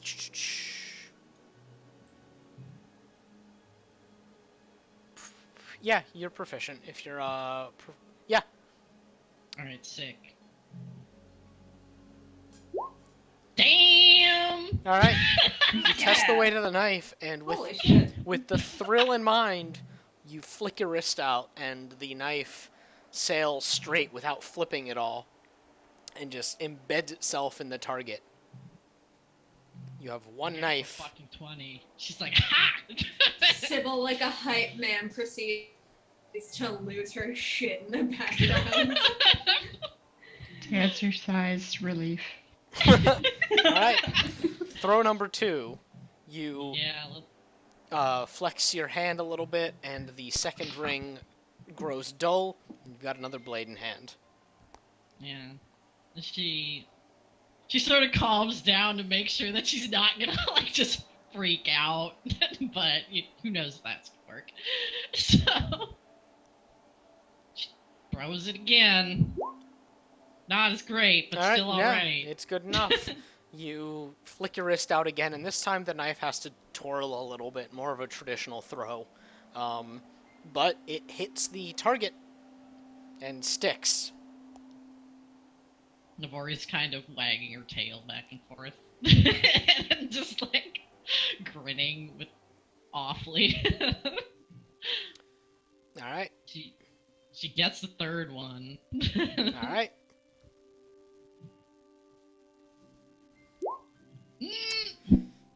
You generate the third dagger, and the hype in you gets a little too much, and you throw it, and the dagger arcs wide, but vanishes before it can hurt anybody. It just hits, like, the nearby tent wall and just... That's what I get, isn't it? You got 2 more normal throws. Yeah, well, she's going for it. She takes a few breaths this time. Okay. And concentrates.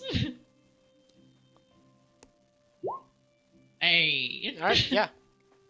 Taking that fortifying breath calmed you enough to flick the dagger out, and it strikes the target true.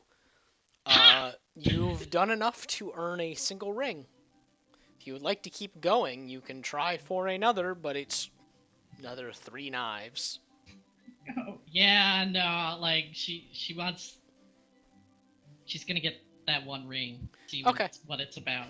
Alright, so you call She's it... not gonna use her hands. She needs those. You call it quits there, and just kind of clench your fist. And the woman at the table looks up and... Oh, well, look at that. Congratulations. Come, if you just give us the 4 that you use, we'll let you keep that last one. Ooh. Nice. Yeah, she comes over and hands over the things. Okay. You hand them over, and you pull the ring off of it. It was on your pinky. You're free to put it on whatever finger you'd like. And she says, the rules are the same. You can generate a single dagger every so often. You throw it, and if you wish to use it again before it's regenerated, it'll take your finger. Ooh. How long does it take to regenerate? Oh, about sunrise. Alright. Nice. Goodness, I Thank thought you. the threat of you losing a finger was going to end there, but apparently this is just a reality we have to live with now. Alright, I don't have the item card ready for this, but just so you know, the rules are the same. But it generates a +1 dagger. Ooh. Can only be used for throwing. Okay. And you can generate it regenerates once per day after a long rest. And if you wish to use it a second time before a long rest, it will take your finger. Okay, but like, if it does that, then do you have like a permanent... That finger's gone. No, I mean, do you have a permanent bone knife then? Yes, but it only works every so often. It only has the magic.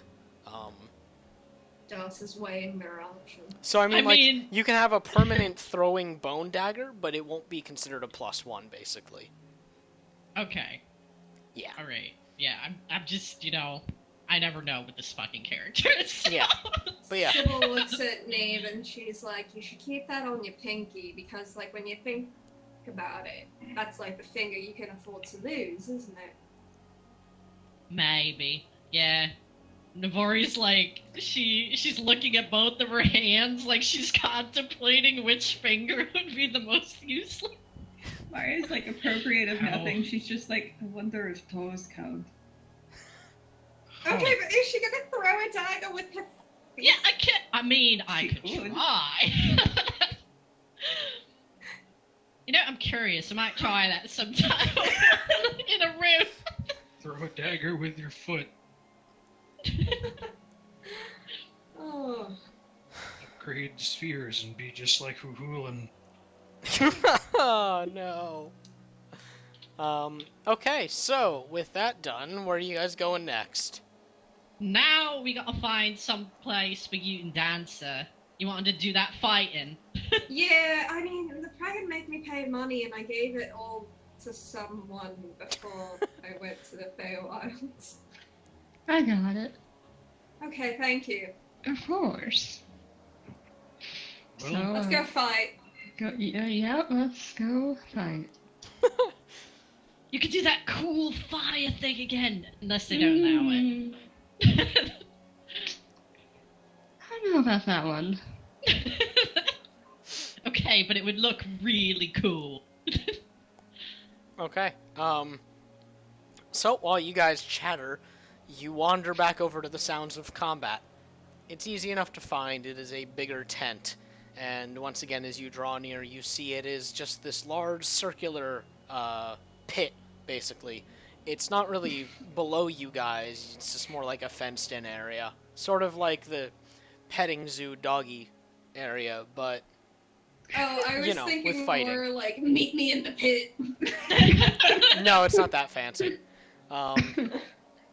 There are people around What is it ever cheering. fancy?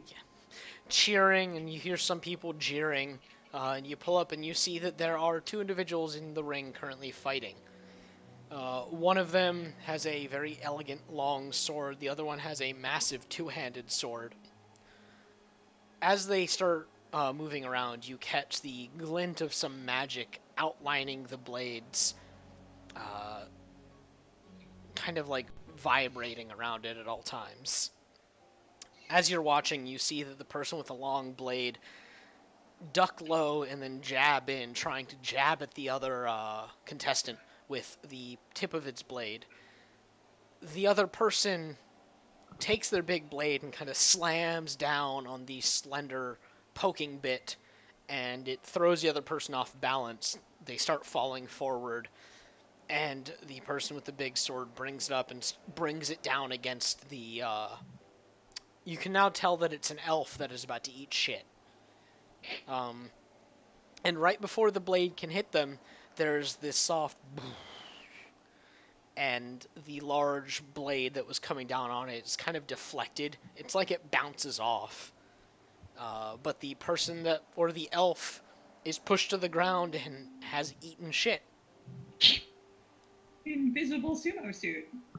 Basically, yeah, it's like invisible body armor sort of thing. Nice. I have a question. Mhm. What time is it? You have no idea. What does it look like though? By now it looks like it's about 7 p.m., not daylight saving, so it's actually getting to evening. Sybil sits there and she's like, Getting cold feet. What? Mm? Sybil's thoughts of time management out the She's like, no, of course I'm not getting cold feet. And for a minute, it looks like she's about to just jump in the pit. And as she like has her leg up, she remembers there's probably an official sanction. And she turns around and she tries to find it. Okay, you turn, and it's not hard to find. It's kind of a booth. There's a person with a large book in front of them. They're writing something down. There's another person watching the fight pretty intently. You see their lips are moving every once in a while, but they stop with this fight now over. And you see another person yelling loudly, "Join the fight! Join the fight! Win a prize! Win a prize! Only We're use your joining the pride! fight. We're gonna win a prize. Come on over! says Come on Sybil. over!" And he lifts an arm and waves at you. Hi, hello. What do we gotta do? Well, hello. It's 30 gold per contestant. You only have to pay once if you stay in the tournament. And there's a grand prize waiting for you at the end if you manage to make your way through. There's no lethal blows allowed. You have an enchantment over your weaponry and your armor at all times that will keep you safe. Well, you still feel it, the concussive force of it, but you will not feel the cut of the blade as it slices through your skin. You will simply have your face buried in the dirt.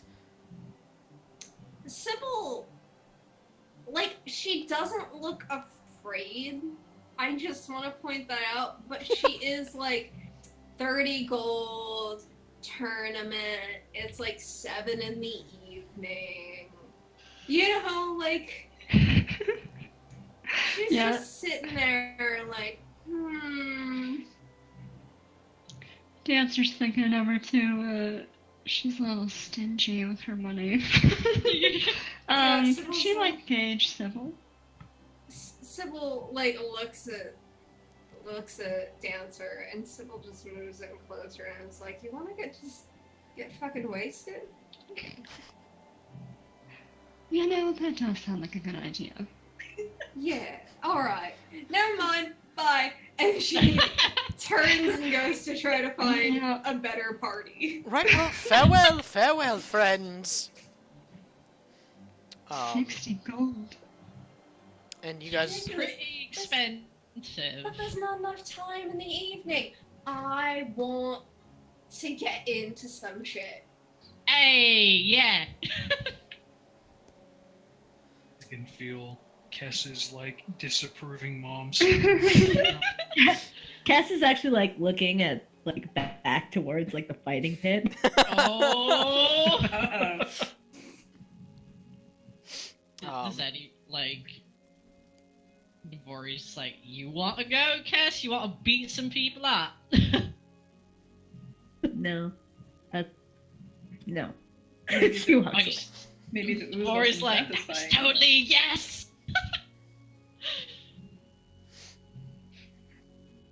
Cass walks away. Okay.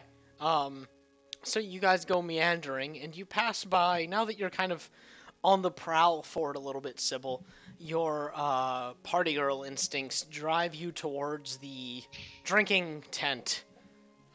It is obvious that it is where you go to get shwasted. Oh my That's God. what That's she right. wants. Gonna get white girl wasted tonight. Yeah. Is there any way that she can get shwasted for shmoney? Well, you shoulder your way in, and immediately you are assaulted with the scent of booze. Heavy booze. Some of it kind of sweet, actually. And you see that there is a bar in the center of this tent, and there are individuals slinging drinks. None of them look like they're really amenable for conversation, but they are definitely taking silver for silver for booze. Oh, there's no drinking contest. Not that you can make a perception check. Okay. You Or don't just see stand on enough. a table and announce one. That's what she's gonna do the minute that she doesn't find one. You do not find one. I mean, I didn't roll yet. Oh, I heard a boop. Yeah, so did I. I've got a 5, so I didn't. You find do not find one. Oh wait, that was me. Sorry, I accidentally booped. Oh. I'm trying to stick this in the character sheet and it Oh. rolled. I'll have an item card for you after this. Yeah, you do not see one, Sybil. Sybil taps her finger under her lip, and she turns to the party and she taps her finger under her lip. And she's trying to gauge the constitution of her friends. Well, I mean, She looks at Nave and she's immediately like, no, Nave's weak as shit. wow. She didn't say that, but she thinks it. And then she looks at Clive and she's like, But she's not so sure. And then she looks at Kes. Stares back at her. Yeah, and then she looks at Kes and she's like, no, Kes would never agree. And then she looks at Dancer and she's like, no, Dancer's a cat. So she's having trouble trying to find a group here for a group drink off, but regardless, she is going to stand on a table. And she's gonna be like, hey, does anyone want to be part of a drinking contest?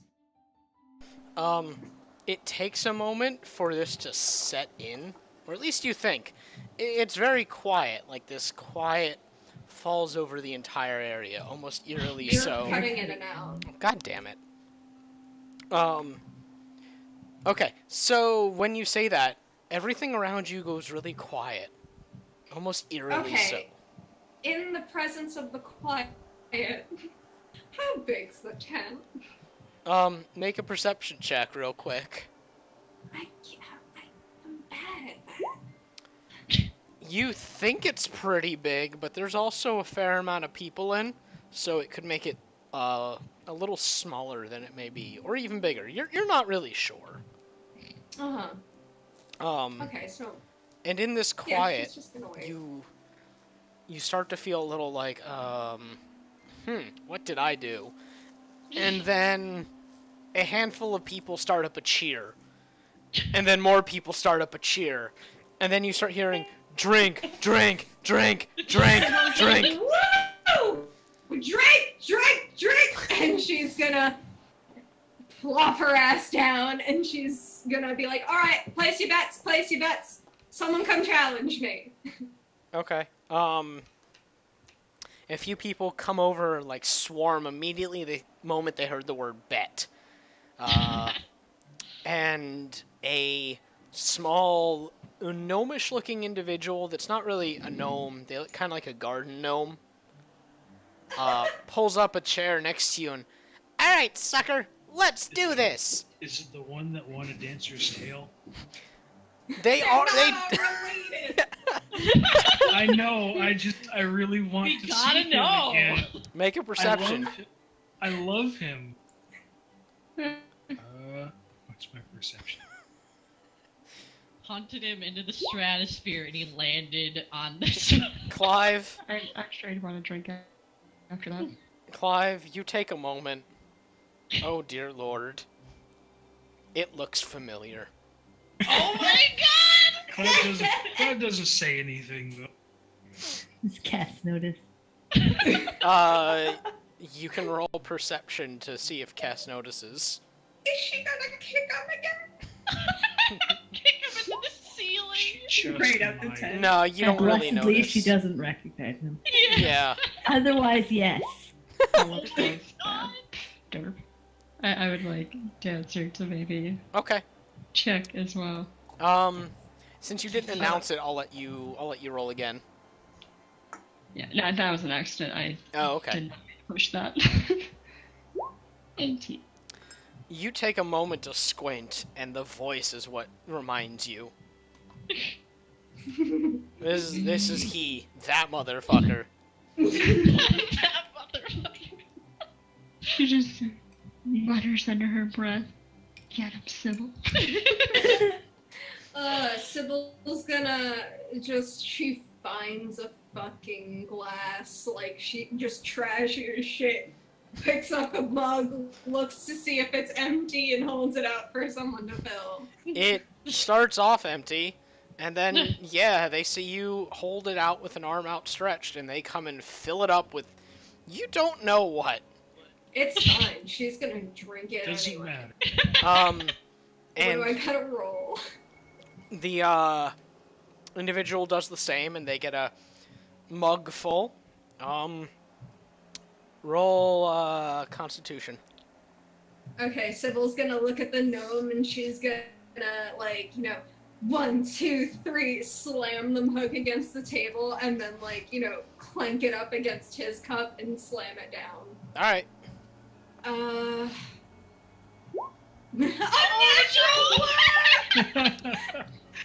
The fact that you didn't know what you were about to drink, the reality of the situation hits you very suddenly.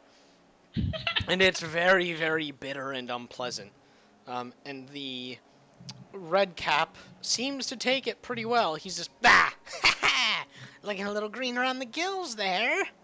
Sybil, like, she looks visibly ill for a moment, but she uses disguise soap to just make herself pretty, hide the pain. Okay. Again? Again. All right. At this point, the person is on hand, pouring more drinks. You guys all notice that it's kind of this, like, amber color, and it bubbles a lot. 1, 2, 3. 2, 3. Oh, I'm not doing good. Okay. Well, yeah, this time, both of you look a little queasy. He's, Why is it so bubbly? It's, fizzy Ambrose. It's the worst. Alright, again! And hold out his mug. 1, 2, 3. Down the hatch. Oh, no, man. This is what she gets for dissing the You party go- mentally. Yep, you go, and you just, and the gnome, or the red cap is just, alright, I'm good for another. Gods. Go again. Alright. 1, 2, 3. 12. You are dancing on the precipice. Sybil is like, just because you like something doesn't mean it's good for you, or that you're good at it. And that's where Sybil's at right now. She's gonna keep going. You're not quite drunk. You're just feeling real bloated, which is never a fun feeling when you're getting drunk. All right, again. Maury's cheering Sybil on. 1, 2, 3. Yeah. Natural 20. Oh! All right, you down it, and you're like, I got this. Second And win. you swallow it down, and you swallow down what you think was a little bit of vomit with it too. Oh god! So you're like, I'm good. I'm good. Meanwhile, the red cap does not. He's just like, ugh. Ugh. All right. Another? You good? Yeah, I'm good. Let's go. Alright. 1, 2, 3. 3. 19. Hey, The fates have twisted. drunker she Oh, gets. the Yeah. turntables. Yeah, Sybil, you're like, and you're getting drunk, and thus getting the confidence of a drunk. The room is starting to swim, and it's like, this is gonna hit you real hard, real soon. It's fine. That's a problem for future Sybil. Yeah. The red cap is just, alright. Okay, here we go. 1, 2, 3. 22. Vomit. Yeah, wow, okay. Sybil, you throw it back again, and this time it sits in the back of your throat for a second before you can swallow it. You know that feeling when you try to swallow and your body's like, no? Yeah. It's like that, but you force it. Years of practice of forcing just drink down has you going far. The red cap, though, looks dizzy, and his eyes roll back in his head, and he leans back, He falls out of his chair with a loud. Now, Sybil being the responsible party goer is like always ready for that. So she like kind of just tries to scoop him up before he hits the ground. Okay, yeah, you catch him before he hits the ground. He was kind of high for his stature, easy so there. he is out. Oh, all right. You are drunk. Oh, A winner! feeling real good. Did anyone put down bets? No. Damn it. No. Yeah, I mean, the party might have. Oh, I was hoping that NPCs would. The entire point of this was to make money.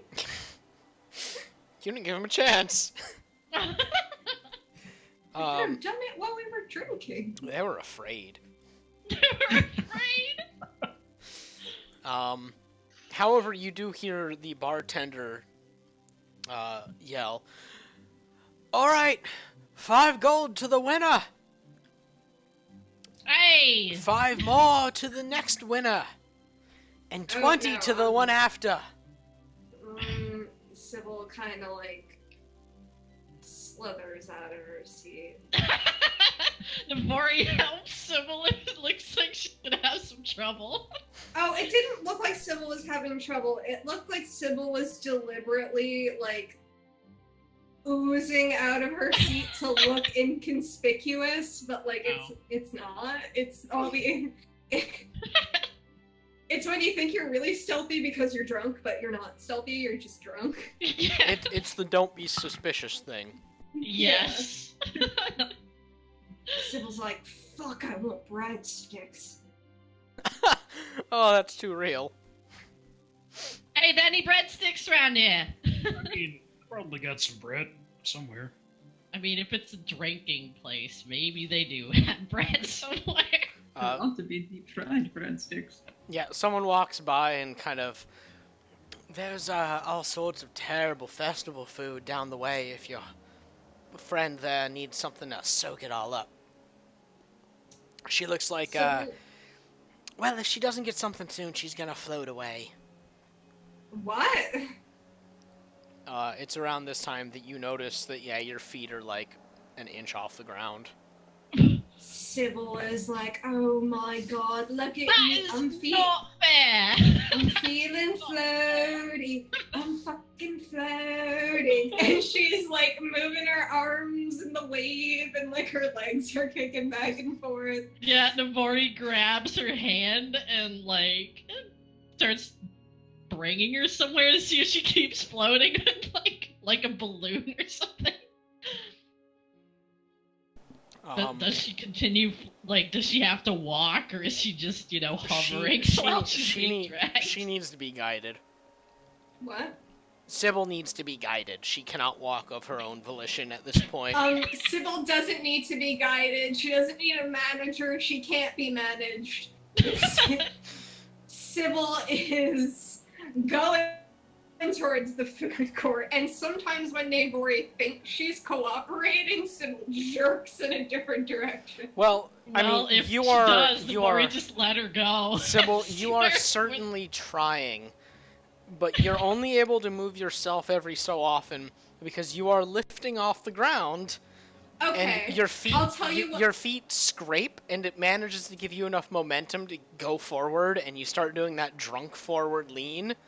So your momentum takes you.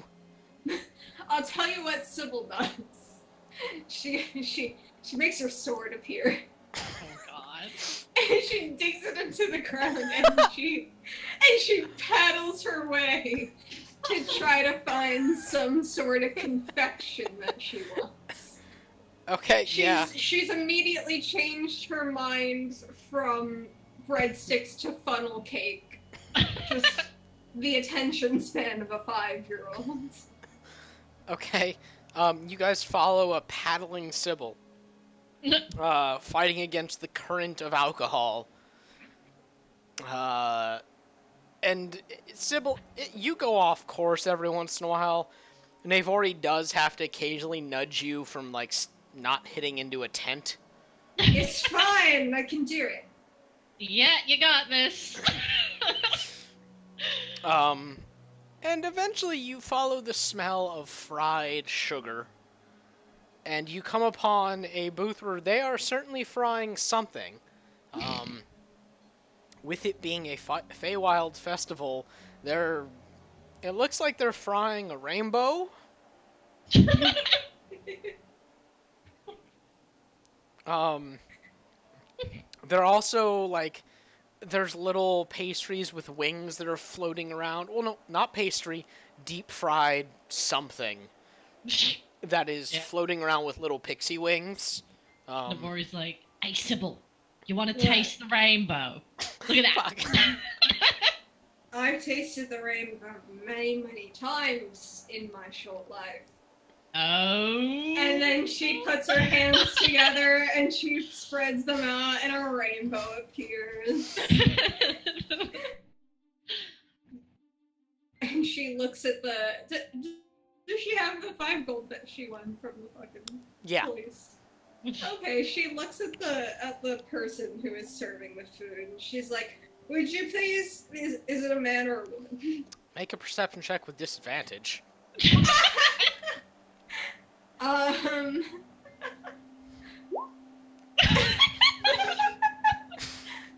Nice. Hold on. They're really pretty.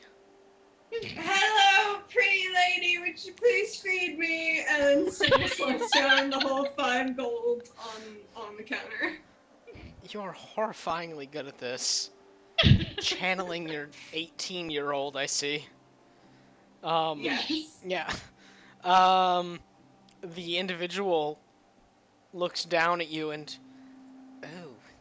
Oh my. Okay, well, we have, Pixie Puffs, Rainbow Bridges, and, well, actually, those are the only 2 things we've got left. Give it the rainbow one. Yeah, the rainbow one, please. Okay, coming right up. And the person turns around and starts fiddling with something, and just this deep-fried rainbow just starts, like, spilling over the edge and pooling up inside of a little basket that poofed out in front of you. Jesus. And it's a deep-fried rainbow. What is Maria looking like right now? Like, I'm asking out of character because this is ridiculous. Maria's face is just like a study in stoicism. Because Sybil is gonna take the rainbow and she's gonna look where Nave is looking, and then she's gonna look at Maria, and Sybil's going to attempt to get herself to Maria. I need you to make make an acrobatics at disadvantage. A disadvantage. How high up in the air is she? I'll tell you shortly. Oh no! 14. You have floated up probably about 10 feet at this point. Oh my god. Yeah, Navori's like, I can't help you anymore. But yeah, you drift over until you're facing the ground, and you reach over and grab the tent and push yourself forward a little bit. And Maria, Yes. it's this very slow-moving Sybil missile coming at you. Holding a rainbow. Yeah. oh god. She's just like there's 2 parts of Mario's brain right now. One is, all right, someone's coming at me with a food item. The other one is a flying Sybil is approaching me with an ephemeral rainbow, deep fried rainbow. And everything is wrong. She doesn't know what to. She's just like a deer in headlights. She's just frozen. I want to explain to you what is going to happen. And Maria at any time is free to try and stop it. Oh, Sybil gets a hold of Maria. But that's not enough. because Sybil is floating away. So Sybil gets a hold of Maria, but then she goes to hook a leg around Maria, and then she goes to hook another leg around Maria, and she's like on Maria like a baby spider monkey. And she takes off a piece of the rainbow and she eats it, and then she takes off a piece of the rainbow and she's like, you gotta taste the rainbow. Navori comes over and like pats Maria's arm. It's like she's getting a vaccination or something. Recover soon. Like cautiously reaches up and like it's almost like she doesn't expect to contact something solid when she touches the deep fried rainbow, but she does try to accept it. It crunches lightly beneath your fingers, Oh my god. but yeah, Alright. you've got a little chunk of rainbow. She'll eat it. She'll try it. It tastes like blue because you ate some blue. I'm not sure Was if it it's better or worse. Yeah. And Sybil offers some to Navori. Ah! Thank you. She just shoves You're it in her welcome. mouth. Dancer, the person in the booth has been looking at you and goes, I have got a little treat for you if you'd like one, friend.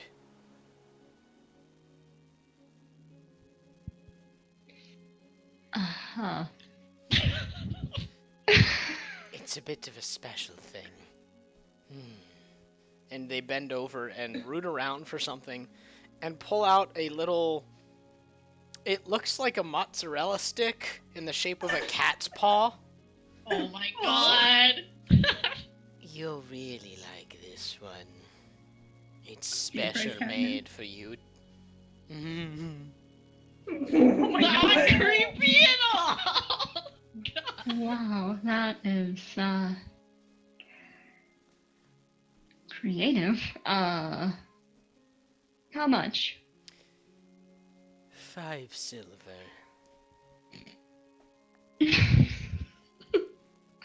Okay, she's just bemused but trying to be cool. Trying really hard to play it cool as she, fishes out 5 silver. Okay. Hands it over to the vendor because I don't think it's been determined if they're Nope. of their gender. They take the silver and then hand you the fried cat's paw. And Jesus. enjoy. Oh. Oh god. That is creepy as fuck. Before he just stage whispers to Thank you Dancer. so much. And she's just gonna step away to get out of eye contact with Yeah. the person. Yeah. Okay. Maria's looking at Dancer like, are you gonna eat that? Yeah. Navari kind of sills over, since, you know, Sybil's like, she cannot be helped anymore. Apparently she's using Maria as a jungle gym. Yeah. Yeah, she's just piggybacking on Maria at this point. He doesn't seem to notice particularly. Navari goes over to Dancer and like, is she holding the paw thing within, you know, range of Navari because she's so short? Oh yeah, she's actually like torn it in half right now to see what's inside. Oh yeah, Navari would have like totally sort of stuck her face over and sniffed it. Like, what the fuck? It smells cheesy. It looks like a mozzarella stick for all intents and purposes, really. When you pull it apart, there's like that stringy cheese moment. Like, It smells like cheese. Do you want some? shaped like a cat's paw. I mean, like, do you want to give me any? Would you like some cheesy cat's paw, Nehori? Navari just cracks up and is like, y'all. Okay, well she takes off like this mess in her hand and like pulls off like a digit and then some to give to David. Barely Weird lucid. at all. Sybil is like, cheesy beans. And like she has a flashback to Chris. What you all like? And she's leaving. No. I really don't. Also, like during all of this, you guys have probably maybe finally noticed that Clive is like nowhere to be found. Oh.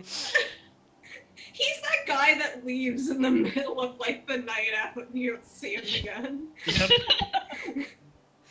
If you were to go looking for him, you would find him in like a corner somewhere with just like he's just settled in somewhere with a bunch of like beer and food.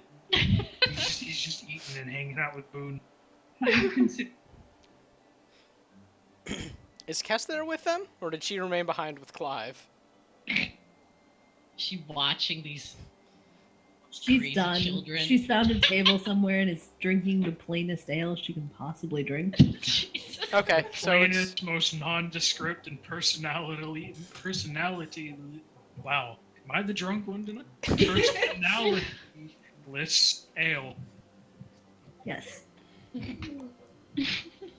all right. Devoris slowly eats the cheesy bean. It's pretty good. You know, Also having a bean. Dancer, make a Oh, Constitution saving throw. oh no! Shit. I Okay. knew it was drugs. Cat. Okay. Constitution saving throw. A Oh 7. no! You take a bite, and it's really good. And suddenly everything, like your vision pulls out, and you feel like you're seeing yourself from third person, but you're not. It's really weird, and everything is just very vivid. And you've got this really big urge just to roll around. Oh no! You just ate catnip. Oh, good. Okay, well, Yeah, Simon Devoris hears is like, Leafy this is elaborate. pretty good for being so creepy about it. What do you think that, Yeah, People Dancer- are just like, Yeah, your pupils have gone saucer-like. mm-hmm. Whoa. Devoris Yeah. kind of like, she has to reach up, but she sort of waves her hand in front of Dancer's face, like, you alright there? She like jerks her head back and like reacts a little too abruptly and backwards. Oh no! I'm trying to yeah. channel my children and their catnip shenanigans. Okay, yeah. Reacts a little too much and like, wow. And You need she's to sit. taking in how pretty everyone is. You're all, I don't even know if like Tabaxi would be colorblind either or something. Never mind. Okay, yeah, you know what? Yes, I am. Yeah, Good? sitting sounds good. And she takes it, pops another toe bean cheese. into it. She just walks off to go find a sit, and we'll see what happens. Sit somewhere in the sun and the grass roll around. somewhere trip. where there's grass. Yeah. Okay. Yes. Sybil whispers, "Potty foul," and she looks towards the booth. Is the person still there? Oh yeah.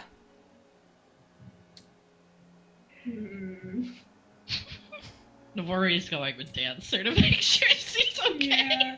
It's like, Sybil, as Maria is walking away, probably, unless Maria stays still. But no matter what's happening, Sybil's just gonna summon the spirit of Eunuch Joseph Oh, to no. cause a bit of a ruckus in that man's food booth.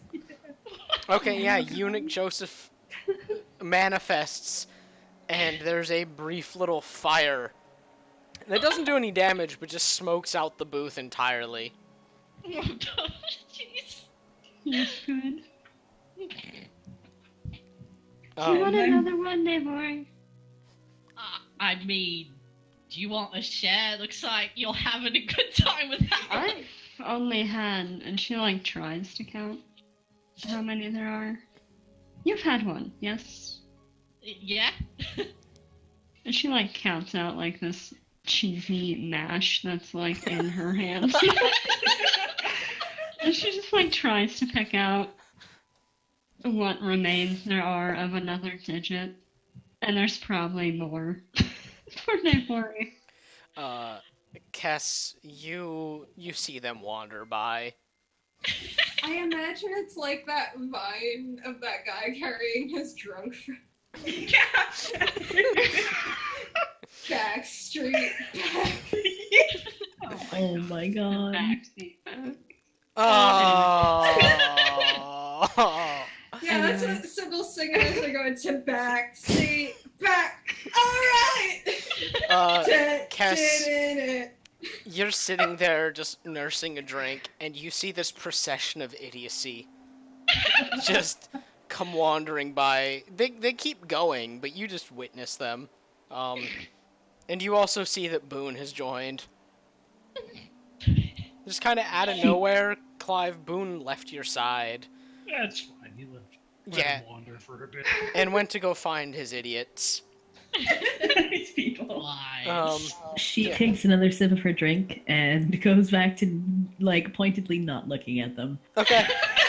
She doesn't know these people. She's having the day off, really. Yeah. Yep.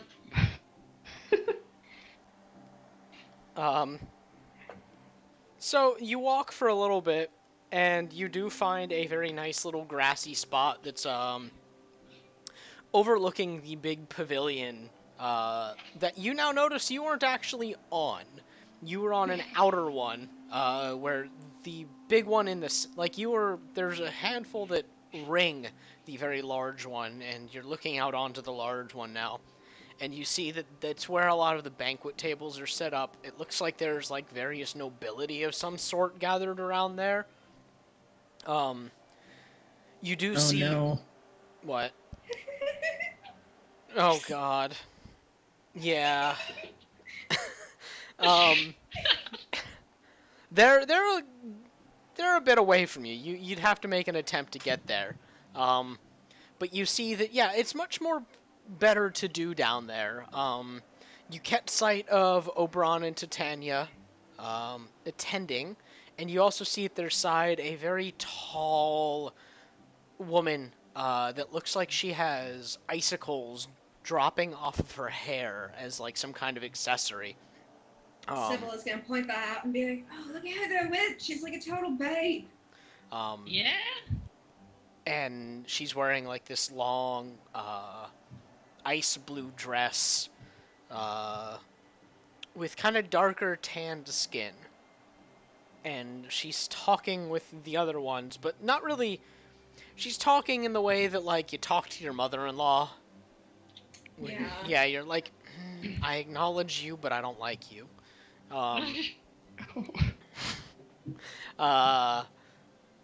And you just sit there and watch, and you see Veranestra strut out into the middle of this pavilion and lift her hand up, and all noise in the area stops. It just falls completely dead silent. And her voice carries when she says, "'Tis that time of the year. My friends, my enemies, my loved ones, and my hated ones. Where the daylight wanes and the nighttime comes, danger does not lurk, nor does it hide, nor is it in plain sight. It's just different. Now may the time of the seelie wane and the unseelie rise to power for the next few while." And she gives her wrist a little flick, and the sun finally dips over the horizon enough to plunge the area into like twilight. And it seems to stay that way. The sky is a painted purple and orange that doesn't seem to fade. And the party continues. But, well, no, but it just continues around you guys. It doesn't seem like it's really stopping anytime soon, nor is the twilight fading. What are you guys doing? Did Dancer find her patch of grass to walk out on? Yep. Okay, well, she was doing that, staring up at this beautiful sky. Navori ate that other mess that she was gifted. Well, that was ominous. Yeah. You know, are we gonna have to wander around in the forest at night now, looking for that other guy? Oh, that's a good question. No. Yeah, and think about that.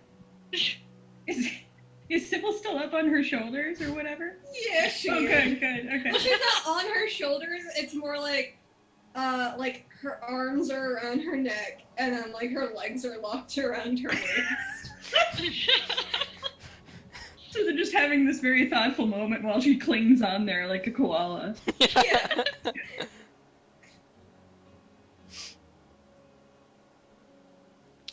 Navori opens her mouth, then kind of looks over at Sybil, then closes her mouth. Doesn't say anything. Comments for a later time. So looks at Navori like, you good? Yeah, no, like, you know, just, thinking about something that future Sybil might think about. Future Sybil don't think about shit. Fair. No such thing as future Sybil, only present Sybil. And present Sybil lives in the present. Navori just gives Sybil a thumbs up. Presented so well, Sybil. Maria's just nodding like, yeah. Yeah. Perfect sin. Boone has joined you guys on this little grassy knoll. He's just kind of sitting there existing. Navori, like, scratches him behind the ear, gives him pats. He gives like a doggy know. chuff. This is gonna be a good spot for fireworks. They said there's gonna be fireworks, right? Did they? Did I don't they? remember. I think you're right. I think she's high. God. I don't know. I think I remember that, but you know what? I'm just gonna roll with it if she isn't remembering shit well right now. Well, it turns out you were right and Dancer was right, because a few minutes later there are explosions in the sky, and everybody kind of filters outside to look up at the sky while this is happening because it's very clearly a rare occurrence. Okay, so I have a question. Has Mhm. Navori ever fucking seen fireworks before? Because They happen in Sigil from time to time, okay, but those Sigillians aren't always sure if they're fireworks or the Alchemist Guild exploding again. Fair. So they're just always like, fireworks.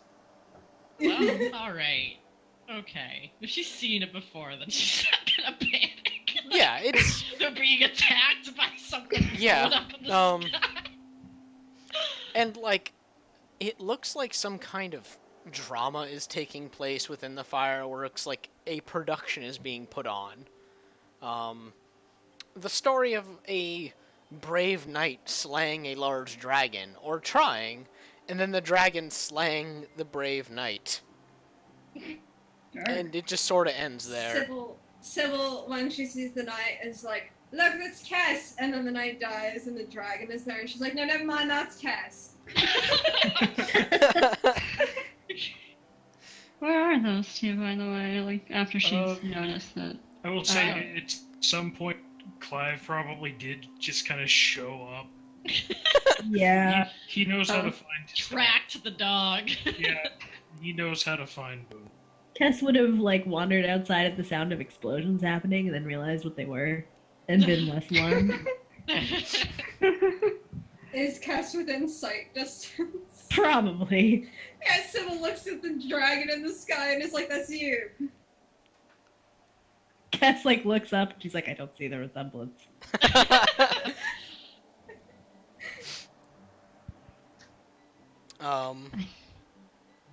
Okay, yeah. So the fireworks continue for quite some time. How are you guys gonna spend the rest of this evening? Yeah, Navori's kind of looking over and she's like, really don't want to go over to, like, she just sort of gestures at the center, like, pavilion. It's like, but do you think we should? How much time has passed? All No. total? Or what? Well, since Sybil got wasted. Probably about 2 hours at this point. Oh, so she's like sobered up. A bit, yeah. And the center Still pavilion is floaty, kind of though? thinning out. You don't see Oberon, Titania, the Icy Lady, nor Veronestra. Okay. Okay, is Sybil still at risk of floating away? No, you've come back down to Earth. Sybil's gonna... You feel a little light, like if you jumped, you'd get some good air. Sybil's gonna climb down from Maria. Well, I mean, no one's at the center pavilion, so I don't... Yeah, no, fair. They were there before. I don't know. We wanna take a fucking break. It sucks that, like, I wasn't able to act right when I was seeing Oberon, because I'm just like, you think if I asked him for 50 gold, he'd give it to me? I mean, you could try, like, he hears you when you say his name, right? Like, Oh, is that shit. a thing? Never mind. I was saying that as a joke. Navori cracks up.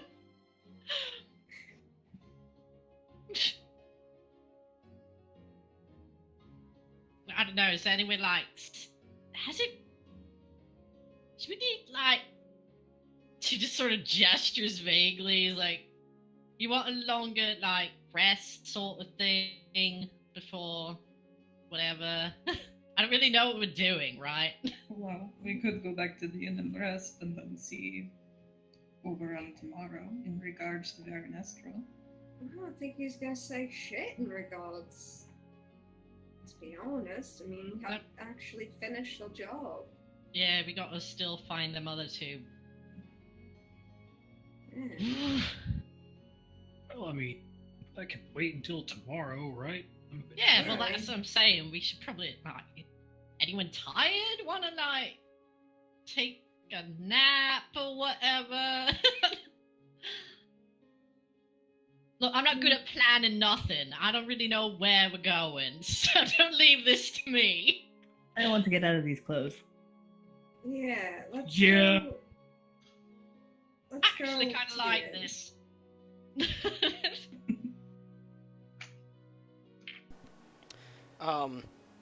As you guys look around, you do notice that there's like some carriages taking people back over to Cutting the. out. Yeah, you cut out. Yeah, God you damn it. just... You...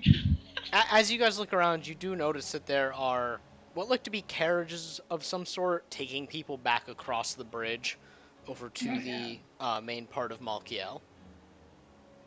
Look at those things. Now that's what we need. Yeah, it's a ride. Are they free for the taking, or do they seem to require a toll? It looks like they're just kind of free for the taking. People are climbing in and they're taking them without any... There's nothing driving them, nothing pulling them, but people are just kind of clambering in and going. Let's get one and hope it doesn't take us to somewhere weird. Yeah. Okay. You guys, there's room for all of you to clamber into one, so do you all just pile in? Sure. Yeah. Yep. Alright, you guys pile in, and it takes you back across the bridge. It's kind of a long, scenic ride, kind of soothing and gentle. Very clearly expecting to take drunken people, so it's the least bumpy ride possible. When they're going, Navori's like, wait, Kest, didn't Baroness just say something about your hammer?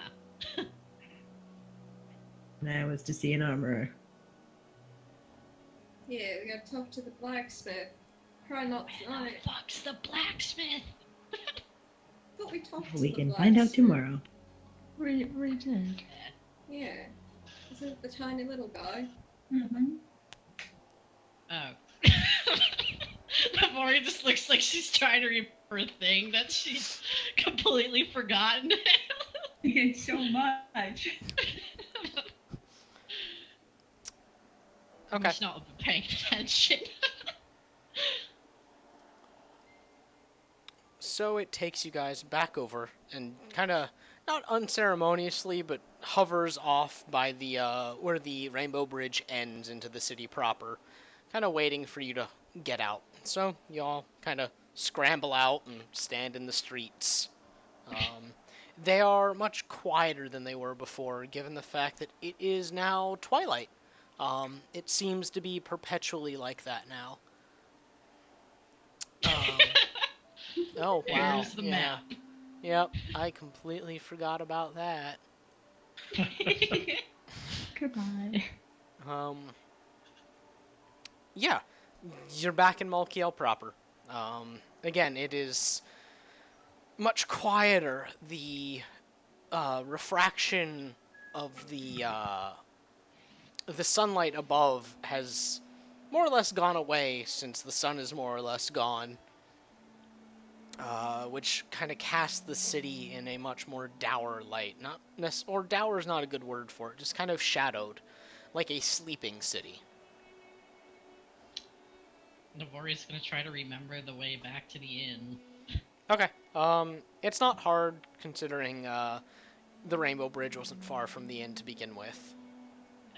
So you guys all head back to the inn. There is nobody at the desk, but there is a note that just says, "Leave your money. Take a key." Did they already have keys, or like, did they only pay for rooms